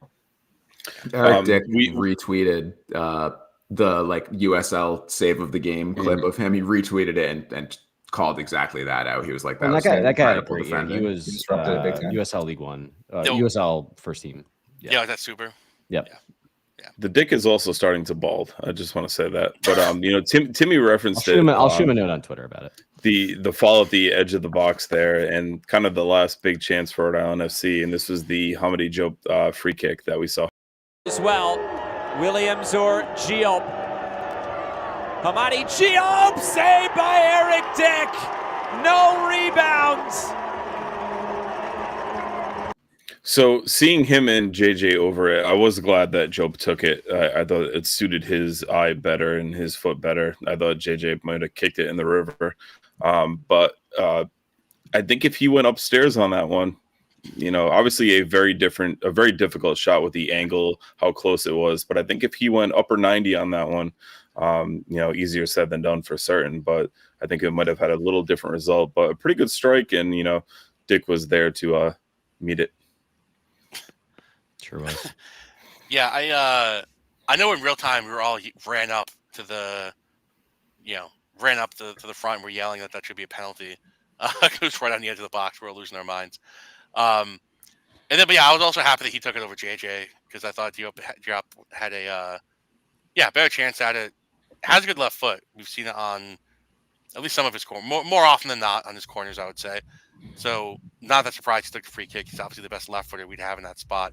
But yeah, we'd like to see him go higher. But the only rebuttal I have there is when you get that close, you're pretty much right in the box. It's really difficult. That's why I prefaced it with that. But and I thought maybe it wasn't like on him. It's almost when you want like a couple yards out. Yeah, right. but because it was so tight, I think there was an argument to be made by having a right-footed person to try to just get it into the nearer post because the far post was at that angle, was pretty well covered. Like Hamid hit it pretty well, but it wasn't like they didn't have to do a whole lot to save it. Like he was right there for it. He also did well to hold on to it too, because you spill that, then there's a chance. So yeah, that's true. No spillage from Dick there. So he did a good job of holding on to it. All right, so I think one of the bigger talking points in this one to get us back on track slightly, substitutions in this one. In the 68th minute, we saw a double sub where Haravav came on for Amos, Chico came on for Aldair, and or vice versa, however you want to interpret it. Dwayne came on in the 81st for Quizera, Maxi in the 82nd for Yao, Clay Holstead in the 88th minute, and I'm sorry, my bottom ticker cut it off, but that was for Hamidi Diop. And I think this is the next big red card for Kano on this one. Clay Holstead coming on in the 88th minute. It's Susan asked it in the chat. Was Clay able to start? Ryan confirmed, totally healthy. Criminal. This is absolutely criminal. We've heard a lot of heat on, Kano all season long, and we'll talk about, whether or not this season was a success or what it looked like. But not playing Clay Holstead until the 88th minute in this one, I think, is absolutely criminal. And I will say, in my opinion, almost a fireable offense. I won't scream it out until the void like the Scott Hamills or the Evan Ryans will on Twitter and host spaces that people listen to. But, to only play Maxi Rodriguez and Clay Holstead for a grand total of 15 minutes in this one, including stoppage time, is absolutely criminal from Kano. I think these two subs, I think, are even worse than the starting 11. I think, not bringing these players on, even not bringing Dwayne on till the 81st, when you've been down a man for 15 minutes at this point, criminal. You've been down a goal for 25. You've been down a man and a goal. You're correct. But it's absolutely a mess. It just shows, I think Kano has like maybe a plan in his head and he sticks to it no matter what the circumstances are, but you need to be able to adapt. And, Evan and all his shit friends might say that we don't criticize and all that, but we do. We just don't say fire him into the sun like him and all his cronies do, all four of them. But that might even be giving him credit. But I think the substitution pattern in this one and looking at this one is even worse than the starting 11. Anyone else, feel free to hop in. You went down a goal in a knockout match, and then you went down a player 5 minutes later, and 3 of your 5 subs didn't come in until the 81st minute or later. Horrible. And it is arguably your most talented players. How are you not putting in your 3rd, 4th, and 5th subs until the 81st, 82nd, until 82nd minute and 88th minute when you're down a goal and a player in the playoffs? Doesn't make any sense. Yeah.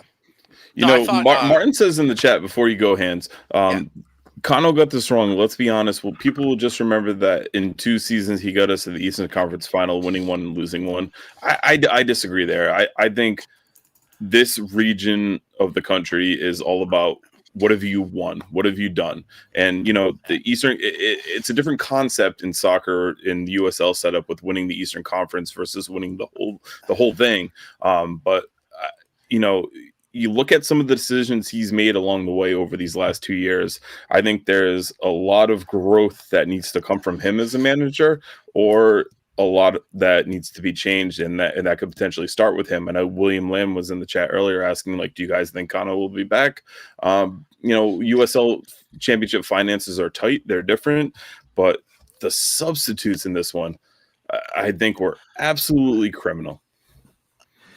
I mean, the way that they like it wasn't even as simple as like, oh, we finally got our good players on. The way they were deployed in some of those different phases of the second half were insane as well. Like I said, when I went back to do the follow-up rewatch, after Clay comes on, the way that we are set up for those last 10 minutes, including stoppage time, is like good luck trying to figure out, honestly, like what actual position anyone was playing. I get that we're just throwing like the kitchen sink at that point, but like Atkinson was playing like relatively deep for most of his appearance. Like it and I'm not going to go through where every single one of these players played, but like if you go back and watch the last 30 minutes, so many times you'll look at a player and be like, what is actually their instruction right now other than like ball in net, please? And it just felt like, and then it leads to a lot of, you saw again in those last 10 minutes, like I think the three shots that we took, the shots that we took were not good quality chances. And it's because there was no plan with those substitutions on for scoring. It was just like, who can figure it out? I go back to the pregame like media dump from the team and like seeing Clay walking in with the headphones on. Like I thought, like initially thought like that's Clay locked in, but if you go back and look at it, that's Clay pissed off knowing he's not fucking starting and probably not coming on until late in this one. Yeah, I was saying that earlier, that when we were talking about Ibarra in last week, but Clay. That's what I was thinking too. Looking back, because Clay, he walked right in front of me like that with his headphones on. And I was thinking at the time, I think he's locked in. But looking back, Anyone else thoughts on these subs?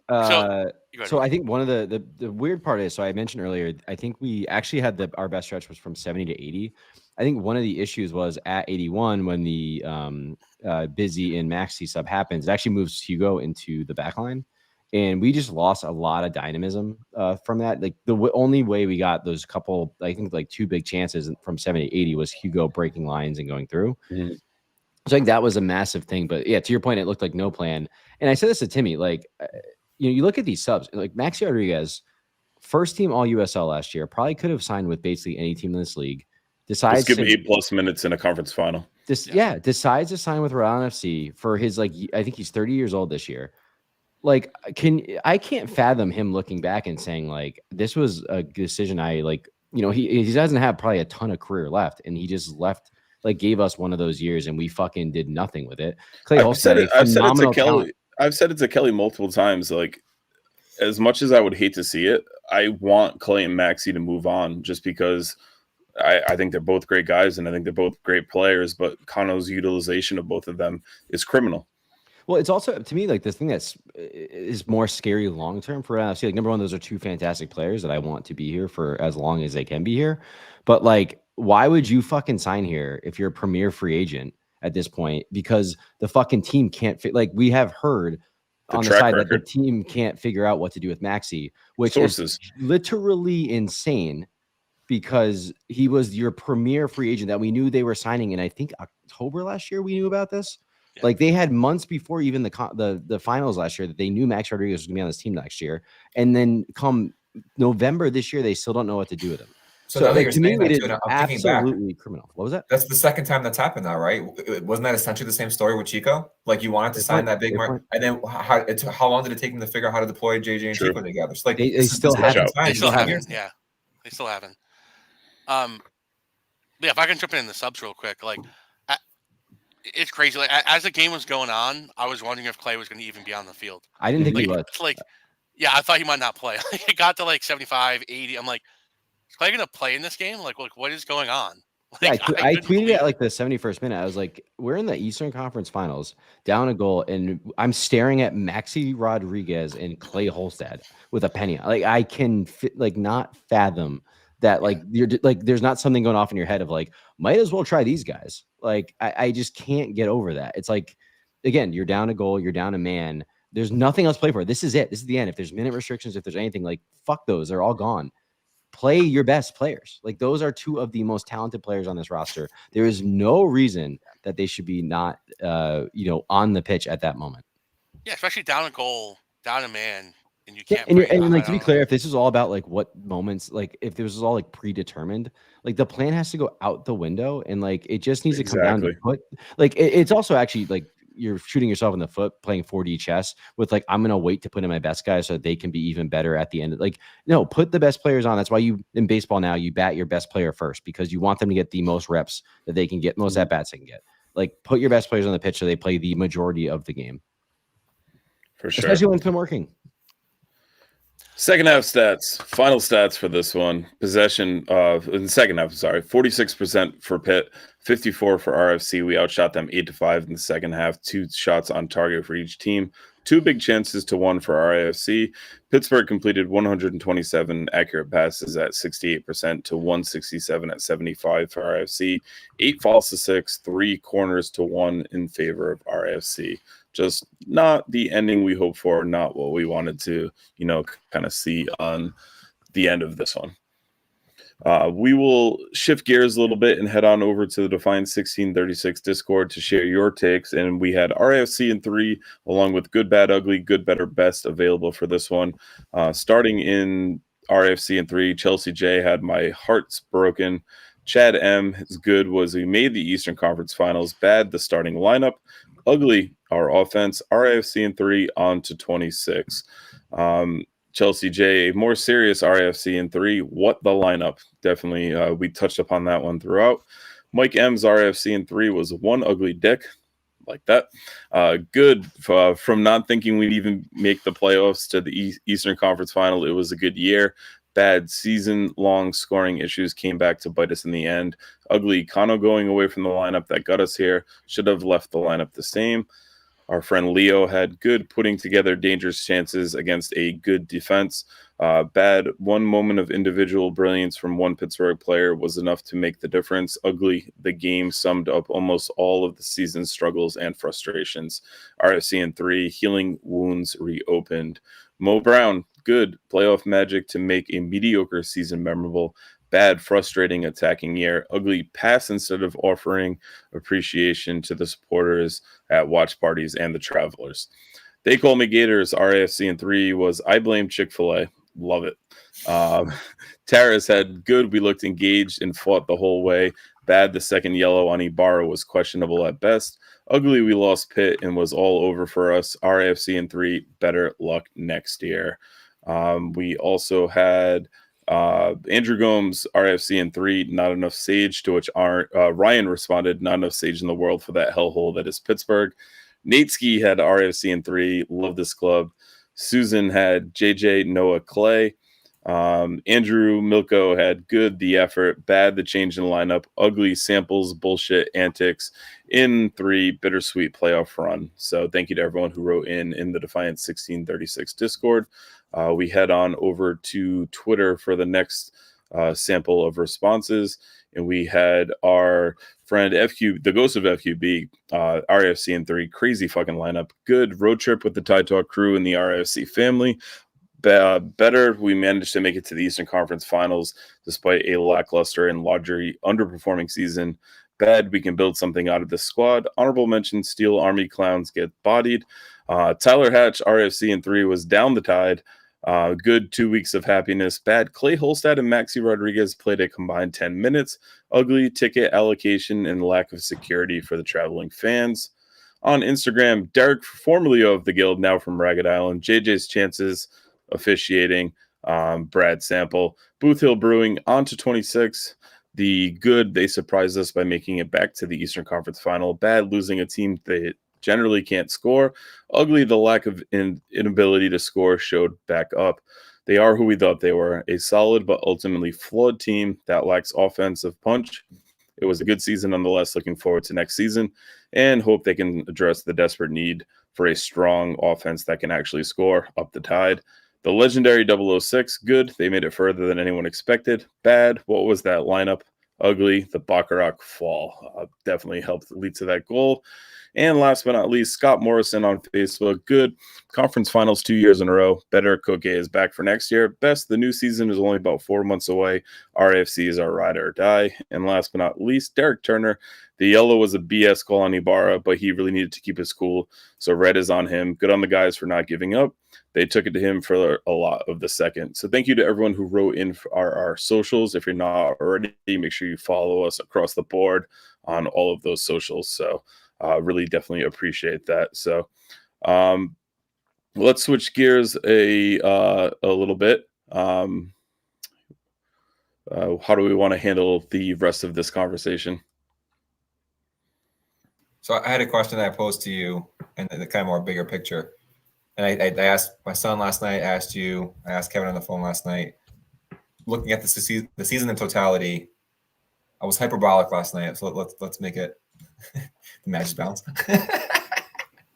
Just make it for the sake of this conversation, good year or bad year, just in terms of all of it, right? Considering how far we went, but what expectations were. I think last night I was phrasing it as good year or shit year, which again, a little hyperbolic. But so can I pull a Timmy and Matt? Yeah. So I wrote a blog about this today. So TideTalkRI.com, because I think this is a really interesting topic. I was on the plane this morning, just kind of thinking about that, like, how would I respond to that question right now? And I think it's hard. The number one thing that I did not put into that piece is like, good year, bad year, I don't know. The thing that I am convinced on is it could easily be framed as a good year, and that scares the shit out of me, because it was not like a unanimously good year. There's a lot of good moments and a lot of good things that came out of it, but this team was not a good team for a large majority of this year. And if they allow another Eastern Conference, again, you won a penalty shootout and then you beat a team that decided they were going to close their doors to get to the Eastern Conference final. Like, not that that's not an accomplishment, it's great, but to say that we ever figured out how to use one of the more expensive rosters in this league, to say that we ever put a good product on the pitch this year would be a massive stretch. And it would be criminal if the team goes into a postmortem and says, you know what, we did a phenomenal job. Let's pat each other on the back and just roll into next season, because this roster was flawed. The way it was deployed was flawed. And there needs to be a really big kind of look into how they're going to, rectify, right the ship next year, because they cannot do this again next year and get the kind of almost like I don't want to say excuses, but I got another beer. There's a lot of built-in things, new stadium, things that happened this year, whereas like that, those are all off the table next year. Like, this is now year 3. The stadium's not new anymore. Like most expensive roster in the league, one of them. Like, you gotta results. Dude, at least they're paying for it with merch. Like, they're making money.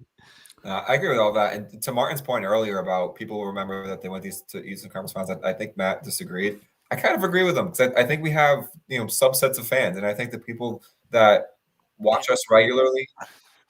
On Martin's point about how generally people are going to look back at this and just say, "Hey, we went to 2 Eastern Conference Finals." I think you have subsets of fans, and I think that the subset of fans that watch us regularly probably won't feel that way. But for the broader public that does watch this team and goes to a handful of the games and they're excited about the team, but they don't follow it super closely, they probably look at that and say, "Hey, another successful year. We went pretty far. Let's see what they can do next year." So I'm kind of with Martin on this one. Did they happen to miss the 47% of games that we were shut out at home? Dude, I think there was. Like, I have people, I play soccer in a rec league, and there are people that I play with that have been to a few games and they've had really good experiences. And at the end of the year, they got into the playoffs and they were like, "Oh, looks like another great year. We got into the playoffs," and he'd been to like 2 or 3 games, and maybe they didn't really score in those games, but that being a small sample size out of the larger shit that we've had, 47% of our games not scoring, I think that they don't necessarily realize just how much of a struggle it was throughout the whole year. So for the people that are in it every day, I think you're probably right, where we probably don't look back at this and say, yeah, it was a successful year. But for those that are not in it every day, which is probably the majority of our RIFC fans, then they might just see the result, which is that we made it to the final. Are you trying to tell me that there are people out there that have a very healthy relationship with all this? Yeah, I mean, I do think, like, when you look back at 2025, opened the stadium, doubled our attendance to be top 5 attendance in the league, semifinals of the Jägermeister Cup, Eastern Conference Finals. You're quoting my blog right now. Leave that one off the list. Oh, I'm just reading it off the second screen. Yeah. And second Eastern Conference Finals appearance. Like, I completely agree. Actual in the weeds on the field, very frustrating season. every time we felt like they took a step in the right direction, it was 2 steps backwards in the next game or 2 games after that. We never put together an actual. That's what concerns me about next year is there's, other than probably like a 4 to 6 week stretch from September to the middle of October, I never felt like confident that the team was actually trending up in like actual. Well, I think Sean's point nails it in the chat. This has to be the least efficient team in the USL for roster dollars per point. That I think is an important point as well, because people love to say brand new team, 2 conference finals appearances. That shouldn't be your expectation, but the way that the roster was built, the players on the roster, I actually absolutely think that should be the expectation, as well as finishing better than 7th place. And I think that's another part of it too, is if you look ahead to promotion and relegation, taking the playoff run out of this, we would have been in a relegation scrap for a good chunk of this year. We were very low in the table for a lot of the summer. So if we're gonna look ahead to that, I think you have to consider this would have been a scary year with the roster that we have, and we were 11th place, 10th place for a good chunk of it. And I'm still not convinced it was because of the roster we had. I think it was more so of the way the roster was utilized.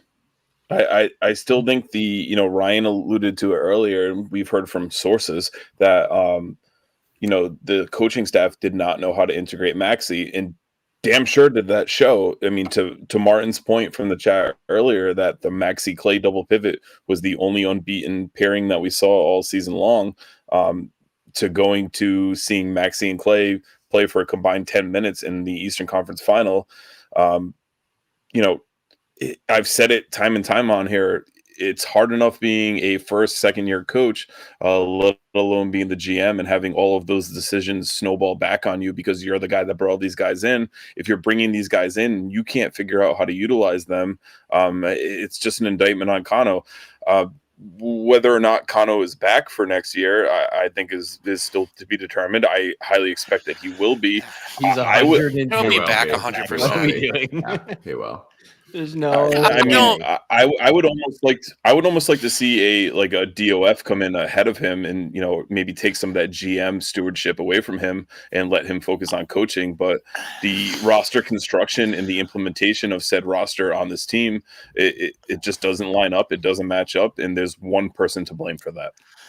Yeah, I have a lot to say about it. I think the first thing is I lean more towards the implementation of it as rather than like who we have, like the player. I think the players, we brought in good players for the most part. Like the only guy, like Rovira came in, barely played, right? So not great. But for the most part, we brought in good players. Sure, we spent the money to do so. But I feel like with the players on that we had in the roster, we should have been able to do better. And that comes down to, for me, more of a coaching thing and more of a figuring out how you want to play and how to best use players rather than just let's get a bunch of versatile guys and we can shift them all around. At some point, you got to kind of have some stability there, which, we didn't do. I think Timmy said, we had 3 games of the same lineup twice consecutive. Yeah, 2 times. 3 times. So, 3 times. Yeah. So, that's not good. As far as Kano, in general, I think it's it depends on your perspective, to use that word. It depends on your perspective on it. Because I think listen, hands, this is more white noise. Yeah. We're just 5 idiots behind the computer screens. But yeah, that's you, no, but because it's tough because I think we obviously have high expectations. The 5 of us as fans, a lot of the people listening, and also other people in Defiance, like us, the diehards, right? Like we have high expectations for the team. Like Matt had said, we're in New England. That's just how we are here, right? Like we've all grown up seeing the Patriots be great. If we're all Boston fans, the Patriots be great. And the Celtics have won, the Bruins have won, the Red Sox have won multiple times. We've seen all of that in this region. And so when we have this team in Rhode Island, we want to hold them to a high standard and to have them do really well. And you could say, Eastern Conference 2 years in a row. And I think that I don't have that much of a problem with that line of thinking, because at the end of the day, it is about what happened at the end of the season. And there are a lot at the end of the day, isn't that just like kissing your sister hands? Yeah, there's a lot of teams in this league. You look at Hartford, for example, who've done nothing their entire existence until this year. You look at Monterey Bay, who never finished higher than I think 10th in the Western Conference in their existence. there, and of course we put the money in, and it's great that we have the stadium. But there's other organizations that have fans who have never made the playoffs, have never won a playoff game. Pittsburgh's never made. I don't think they've ever made it to the Eastern. Had they won a playoff game before this year? I don't know. Maybe they did. I don't remember. But I know they hadn't made it this far before. So there's a lot of organizations with passionate fans who haven't had nearly the success we've had in 2 years. But on the other hand, though, I do get we're going to highly scrutinize everything because that's just how we are. We're passionate about the team, and we want to look at all the minutia of how we're lining up and if we're this year we did. That's correct, Sean. But we still finished. Just for those listening on the podcast, Sean Buxton rightfully pointed out in the chat that we lost to all the teams. We drew Monterey Bay. We drew Monterey Bay. Joey Brito. Bigger picture of Joe Brito.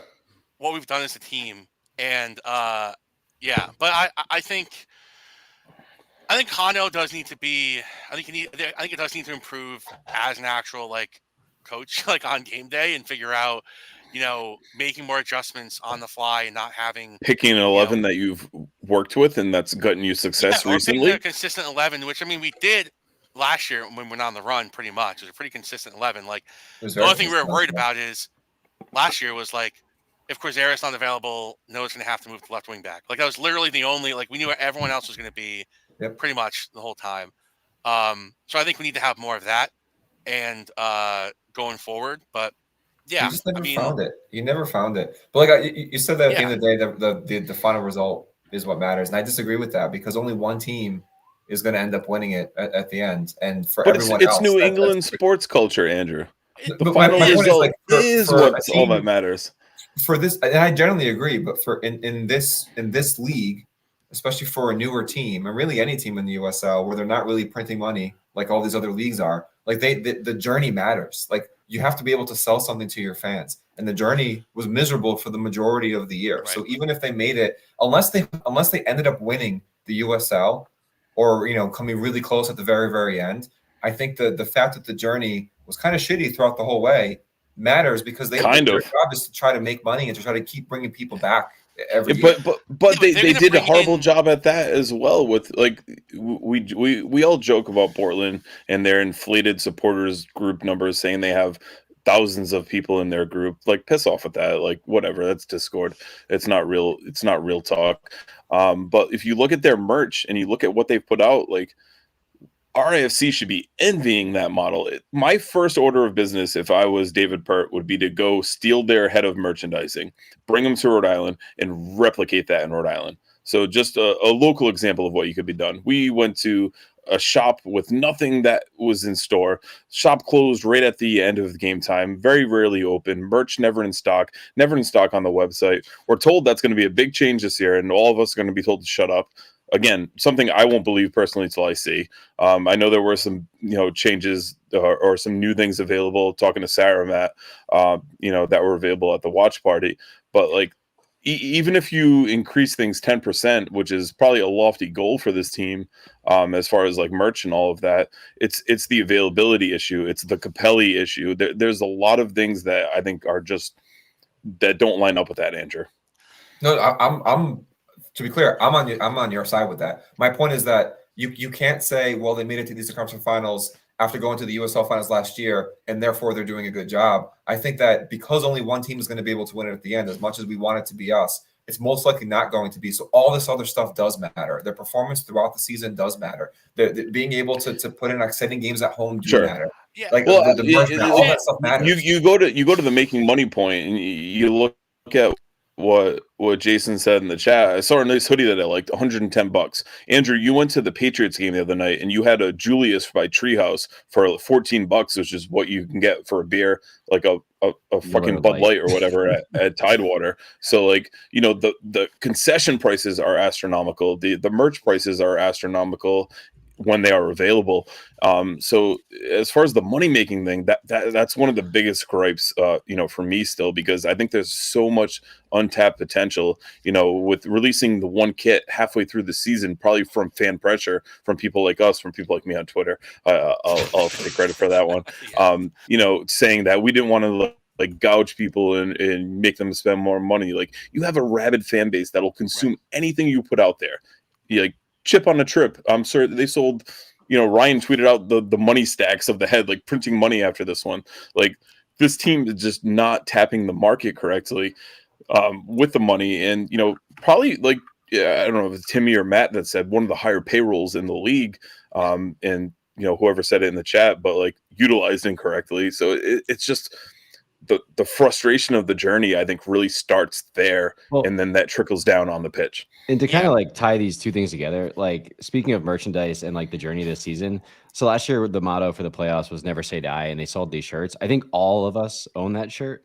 And like, I think it sold like hotcakes. How many of those Believe shirts do you think they sold? Not many. No, it was a $30 long sleeve plain T-shirt. Like Never Say Die. Never Say Die was $10 at the last game of the season. Yeah, exactly. But that's a big difference. The point I'm making is the design too, though. Yeah. I think I'm almost like leaning in too much to the merch part. It's more of like the fact that like I don't know that many of us actually truly believed that this was going to be like the thing because of what we saw all season. Here, Never Say Die kind of went with the season last season. Believe was kind of like Believe was like Believe was a pushback on us. I don't mean just us, but I mean like us and the rest of the fans for criticizing the team. I mean, they used the Kano and Matt, sorry to cut you off, but like I do want to say, and it's something that we've talked about at length. I think that not many other teams in this league have people like Tide Talk, people like Raising Anchor that put out the content that we do around the team. So I want to give Raising Anchor their flowers on this one as well. But like the two of us and the way we cover the team, differently is much more encapsulating than you see in any USL championship setup. I think that the RIFC fan content is top tier. And like, I'll take our flowers on that one. I'll give us our flowers on that one. I'll give RA their flowers on that one. So I do think that is a huge part of it.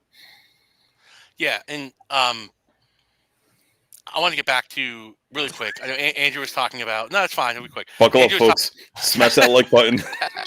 We're gonna be going another hour.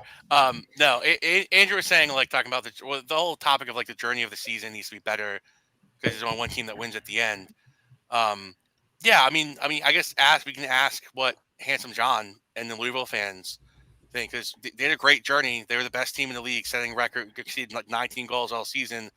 Done in round one, and the same thing last year, done against us in round two. So, and Charleston for that point, Charleston had one of the best too. statistical seasons of all time this year. Yeah, so they finished second, and they got lost in the first round. Yeah, right. So great runs during that time, great season. They all had a great time in the regular season, but it came down to it at the end. Like, Louisville and Charleston lost to us last year. Louisville loses to Detroit, and Charleston loses to us first round this year. So, like, and I think we. Probably I'm sure Kano is probably striving. I've kind of said I think he wants us to be kind of like Charleston. This is how I kind of feel. I think he wants us to be that kind of team.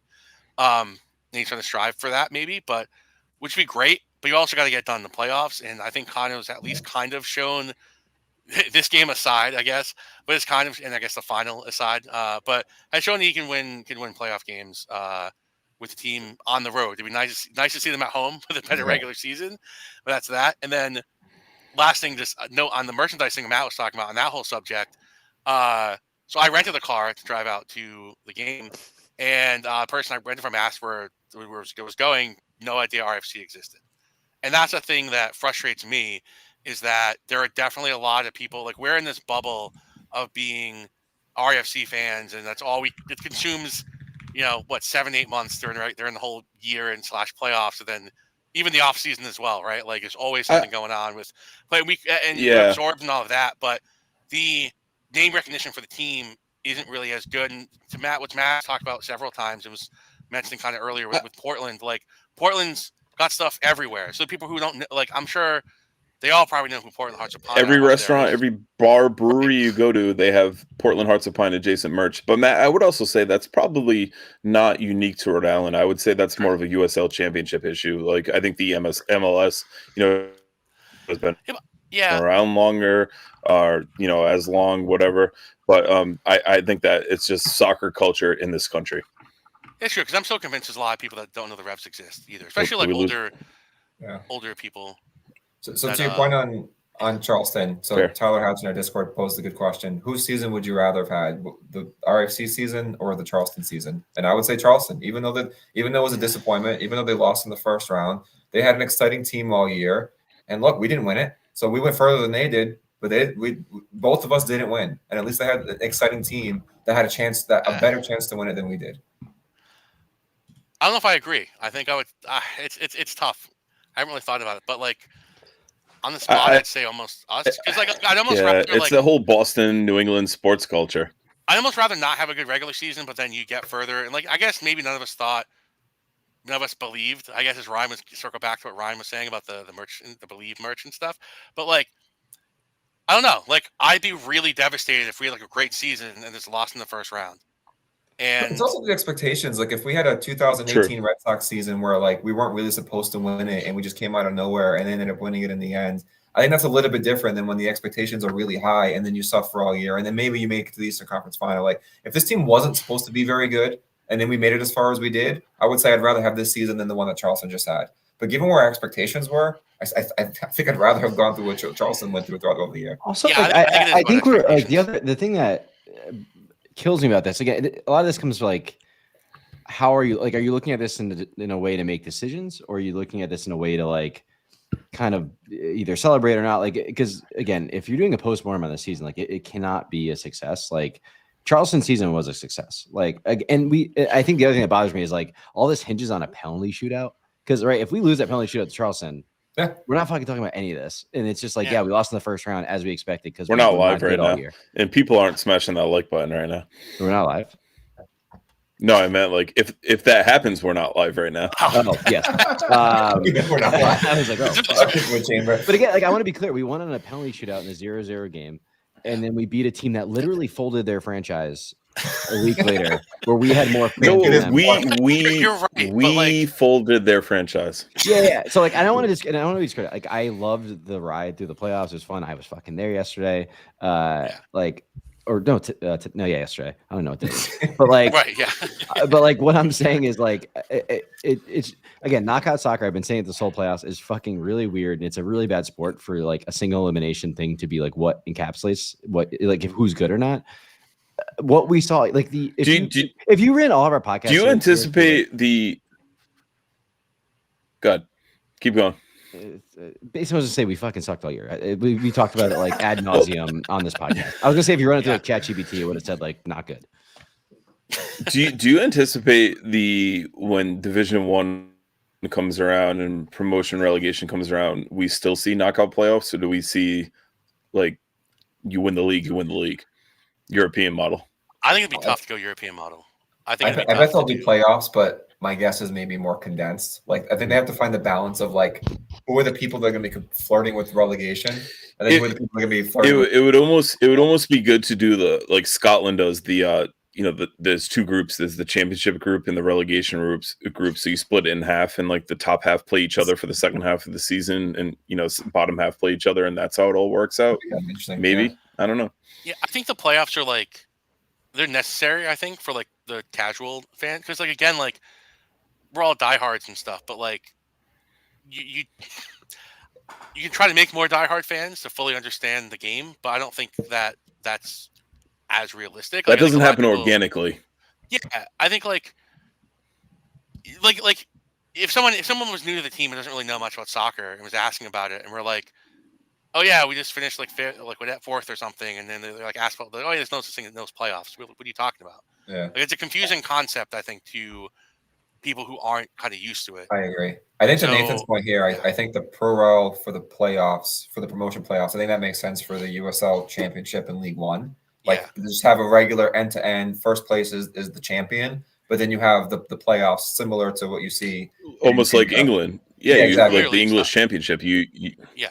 Exactly, but in the Premier League, the USL Premier League, I'm hard pressed to think that they wouldn't have some form of playoffs. Because if you have a Louisville that runs off with it, then you just have a bunch of teams like Charleston had a great year, and they like people just lose interest. I think it's just the culture of American sports, and I agree with Hans there. Like I think to try to sell people on this thing where only one team has a chance at the very end to win it, I think that there needs to be some semblance of playoffs. Well, it's going to be less teams too, right? It's probably going to be less teams in the Premier anyway. So that yeah, and I think with that too, with having the playoff, you have that potential for an underdog story. You have that like Cinderella March Madness type story that goes on there. But I'll go back to my line from earlier. Timmy, You've been quiet. So I feel like a promotion relegation system, you still have, without playoffs, that up. Think about what Leicester did in 2016. You still have the opportunity for the Cinderella story. True. I don't think we need playoffs in the. I hate you brought that up, but true. Division. Yeah, it was a tough year for us, but yeah. no, I love promotion playoffs. I think makes a ton of sense for League One and Championship. But Louisville was a historically good team this year. They deserve the silverware. We don't need these playoffs. It was a fun ride for us, but I don't think it's necessary. I agree they'll probably keep them around, but I'd love if we didn't. I think it's time that we stop trying to put our American flair on soccer. It's perfectly good as it is. There's people who've been playing it a lot longer than us who have it figured out. The one caveat to that, to me and Jason asked in the chat, should the USL switch its schedule as well? Absolutely not. That's the one American flair that we should keep, is the summer schedule. I think post World Cup and the MLS switching schedule is a prime opportunity for the USL to really add to their market, and kind of corner fans into these local teams and get it going. I think that's a huge thing. If they fall in line with that European market, it would be very, very difficult in competing against all of those other teams, those other sports that are live at the exact same time. I think. Yeah. Go ahead. I'm going to be not that off topic, but I think that they should also do like they do over in England, and I'm sure other countries, I think they all do as well. They should do winner of the Jaeger versus winner of the league in a Community Shield. I couldn't think of the name, like Community Shield week for the season. Yeah. The point I was going to make on the playoffs to just address Timmy's point there is too many teams here are just like teetering on the edge. Like we saw that with North Carolina. We don't know how many more there are. I think to tell your fans to try to show up to games 2/3 of the way through the season when they have zero chance, like if they're not in a relegation fight and they have zero chance of winning the championship, what are you selling them on to come? Like, what are you getting them excited about? The rest of the world has it figured out, but the rest of the world has like passionate fan bases behind every one of those teams. That doesn't exist in the USL to a big enough extent. Fair point. Fair enough. Any last thoughts we want to share across? We'll start with you, Ryan. Ooh. Well, one thing we need to talk about, I just want to say fuck Pittsburgh. Absolutely despicable performance by despicable performance by kind of the way that it was managed in terms of a perspective of actually supporting the away fan. They put, for people who don't know, they put us right in front of the main concourse. Every single Pittsburgh fan had to go in front of us. Ended with, there were some altercations that shouldn't have happened, and just really absolutely despised everything about the way they handled it. They did not, between the ticket allocation, between how they allow people just to absolutely disrupt everything about us. Poor Harry was fucking trying his best to do everything he can to keep us all together, which I, shout out to Harry, a star employee for RIFC. So look great in the local, the new merch post too. Absolutely. Harry in the great model. Yeah. But yeah, I just want to say, just a really amateur establishment there, a front office who did not get what they their remit on the day. Am I front and center for absolutely everybody? Yep. Oh, yeah. I fucking hate it. Spotlight, dude. Yeah. So I just want to say that I again, it's one of those things about growing the game in this country where having passionate away fans come to games, I think is actually a really nice part of the sport. And I think the more we can encourage travel by having these great experiences, sharing, these awesome experiences with people who just want to grow this game, which we do, which the Steel Army does. So that both the Steel Army and they don't. So the way the Steel Army and the Pittsburgh front office handled this, I thought was absolutely disgraceful. And an amateur team who, congrats getting lucky this year. We'll see what happens in the finals. I think I kicked Ryan off the screen. I'm sorry. Yeah, and to the season, I mean, gonna be a tough one to look back on. I think it's one that needs a lot of reflection, and hopefully the team can come out of the off season with an idea of how they truly want to play and have a plan that they truly think they can execute. Hans, it's your spotlight moment. Front center. Yeah, I mean, so Ryan talking about the Pittsburgh and security thing was a lot of what I was going to say. I was thinking about this on the long drive back. But I think the main thing is it needs to be understood there's a difference between away fans traveling to a game and a supporter section traveling to a game, which obviously we all get, but it's increasingly clear that like not every team in the league understands that, and obviously Pittsburgh being one of them, big one of them after last night's game, because like Ryan said, the ticket allocation for me, yeah, the numbers of tickets, I definitely said my piece on that, but it's also like Ryan said, where we were put, like we were right in like the front rows of a section where our path in front of us was basically the only way, unless you go behind the stands, the only way to get over to the supporter section if you were like sitting to like our left. So a lot of those people at the end of the game it was all Pittsburgh fans walking directly in front of all of us. And there was also no security. I don't think walking in, there was no security for the whole first half. Harry had to talk to them and had someone at halftime to get them to have a security. And then when they did have security over there, the guy did absolutely nothing, and Harry had to scream at him to go do something. So when some things were going on, so just an absolute mess. And yeah, I mean, it should just be a standard across the league. Like, I'm not like, I don't think anyone goes into these situations thinking like, yeah, we're gonna get into a fight. Like, sure, you have people in the Steel Army online, I guess. Oh, you're not gonna get a good welcome, and being like, only on Reddit. yeah, like talking on the internet, whatever. Like, it's not gonna end up being like a real thing, but it can be if you let it, and if you put people in a bad situation. Like going to these games, especially as a supporters group, like there should be taunting and stuff back and forth. It should never escalate to anything else. And I think just like, I think again, there's just a difference between like, away fans, like we've seen like the Pools, right? People that I know a family, the Petersons, like they go to some away games, they're behind the bench usually, talking about like during the regular season, like that's awesome and great. But that is a different thing than like we're bringing our supporters group. And when you bring a supporters group, you need to have them separate somewhere. You need to have some security around them, and like that's it. And it should be standard. We did it for the Revs. We did it for Portland. We did it for Hartford. When they all traveled to play at Tidewater. And to be fair, last year, like Louisville and Charleston did a good job. I know in the playoffs last year, where security was annoying to us at some points for us having the drums or whatever. But as far as like actually like we were in our own thing and we had security there the whole time, like they did a perfect job of that. I went to both of those games. So I just want to be clear. The reason I'm like specifically calling out Pittsburgh and calling that Mickey Mouse is this is the only place that we've ever had issues. Like, and it was all because of the way they set this up. Yeah, like all the away games, because I've only been to like I went to the playoff games. I mean, Colorado Springs was fine. I mean, they had people in our section, but like whatever, it was fine. The two playoff games last year, like I said, Charleston, Louisville. Then this year, North Carolina was fine. I mean. Unfortunate that their club's dead, but so maybe that had to do with the fact that we didn't have to worry about anything. Nice people there though too. I feel bad for them. There's some nice. We got some nice words from people there. Everywhere else we've gone, Hartford games. Everywhere else we've gone, it's been dealt with properly, and here they just didn't care. I'm pretty sure too. Like I overheard that we were asking for security helping us walk out of the stadium and around, and they told me, "Yeah, no, we don't do that." So that's why. And again, everything was fine, but like when there's heightened tension and stuff's going on, just be reasonable, Sure, I think that's really well said.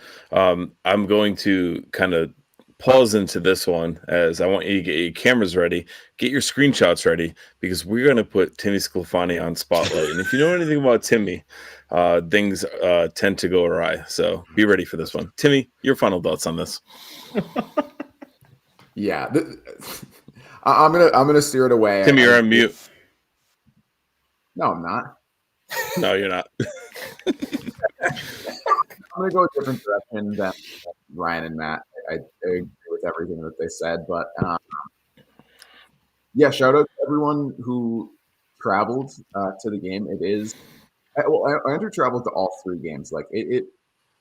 I know at the end of the day, you're just like going to watch a soccer game, but it is kind of a sacrifice to.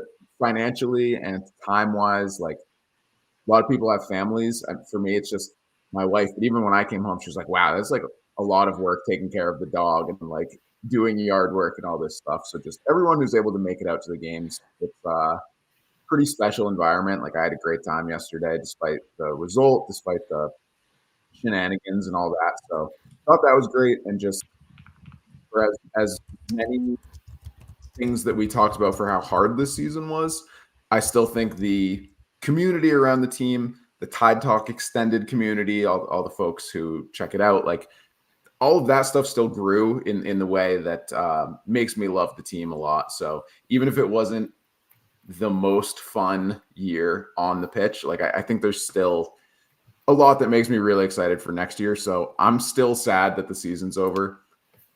I'll enjoy having a little break while we wait for the next kind of round of news to come out, but excited for March to kick it all off all over again. For sure. Quadros, take us home. Yeah, I was just going to make that point on the news coming out. I mean, it's you want to sit back and reflect on the season, and we're going to do that, and then potentially on other pods or in blogs, and we'll look back at and see what our feelings were and how the season went. But the news will come fast, whether it's this week or next week. We're going to start hearing about player contracts and getting some roster news. So the news cycle won't stop, but we won't have a lot of time to really look back and reflect too much. But it is important to kind of do that while we can, while we have this moment here. And like Timmy said, it was a great season in terms of spending time with our friends and getting to watch this team. Very disappointing in a lot of respects, a lot of improvements that we want to see for next year, but getting to attend the away matches, which as much as I love going to the stadium, being at away matches probably are my most fun days as a Rhode Island fan, and to spend time with friends and make that trip and be in enemy territory, all of that's a really good time. So shout out to people that were able to do that and that went to all the games throughout the year, that consumed our content, whether it was the podcasts or all the blogs that we put out. Tremendously hard grouping a group of people here, but really appreciate all the people that have followed along throughout the whole season, and hope we continue that as we get into this off-season period, which again, I think in the beginning part of it, there'll be a lot coming out, and then probably will start to die down a bit as we get into the holidays. For sure. I'll kind of end it with this. I think that it was really cool to see Tide Talk grow and evolve into what it's, become this season and season 2. And I thank each and every one of you and, a couple of other bloggers that aren't on here as well. I think it's just a really great community. Like I said, between us and Raising Anchor, I think we give a lot of great fan content created throughout the season. So I think it's really good stuff.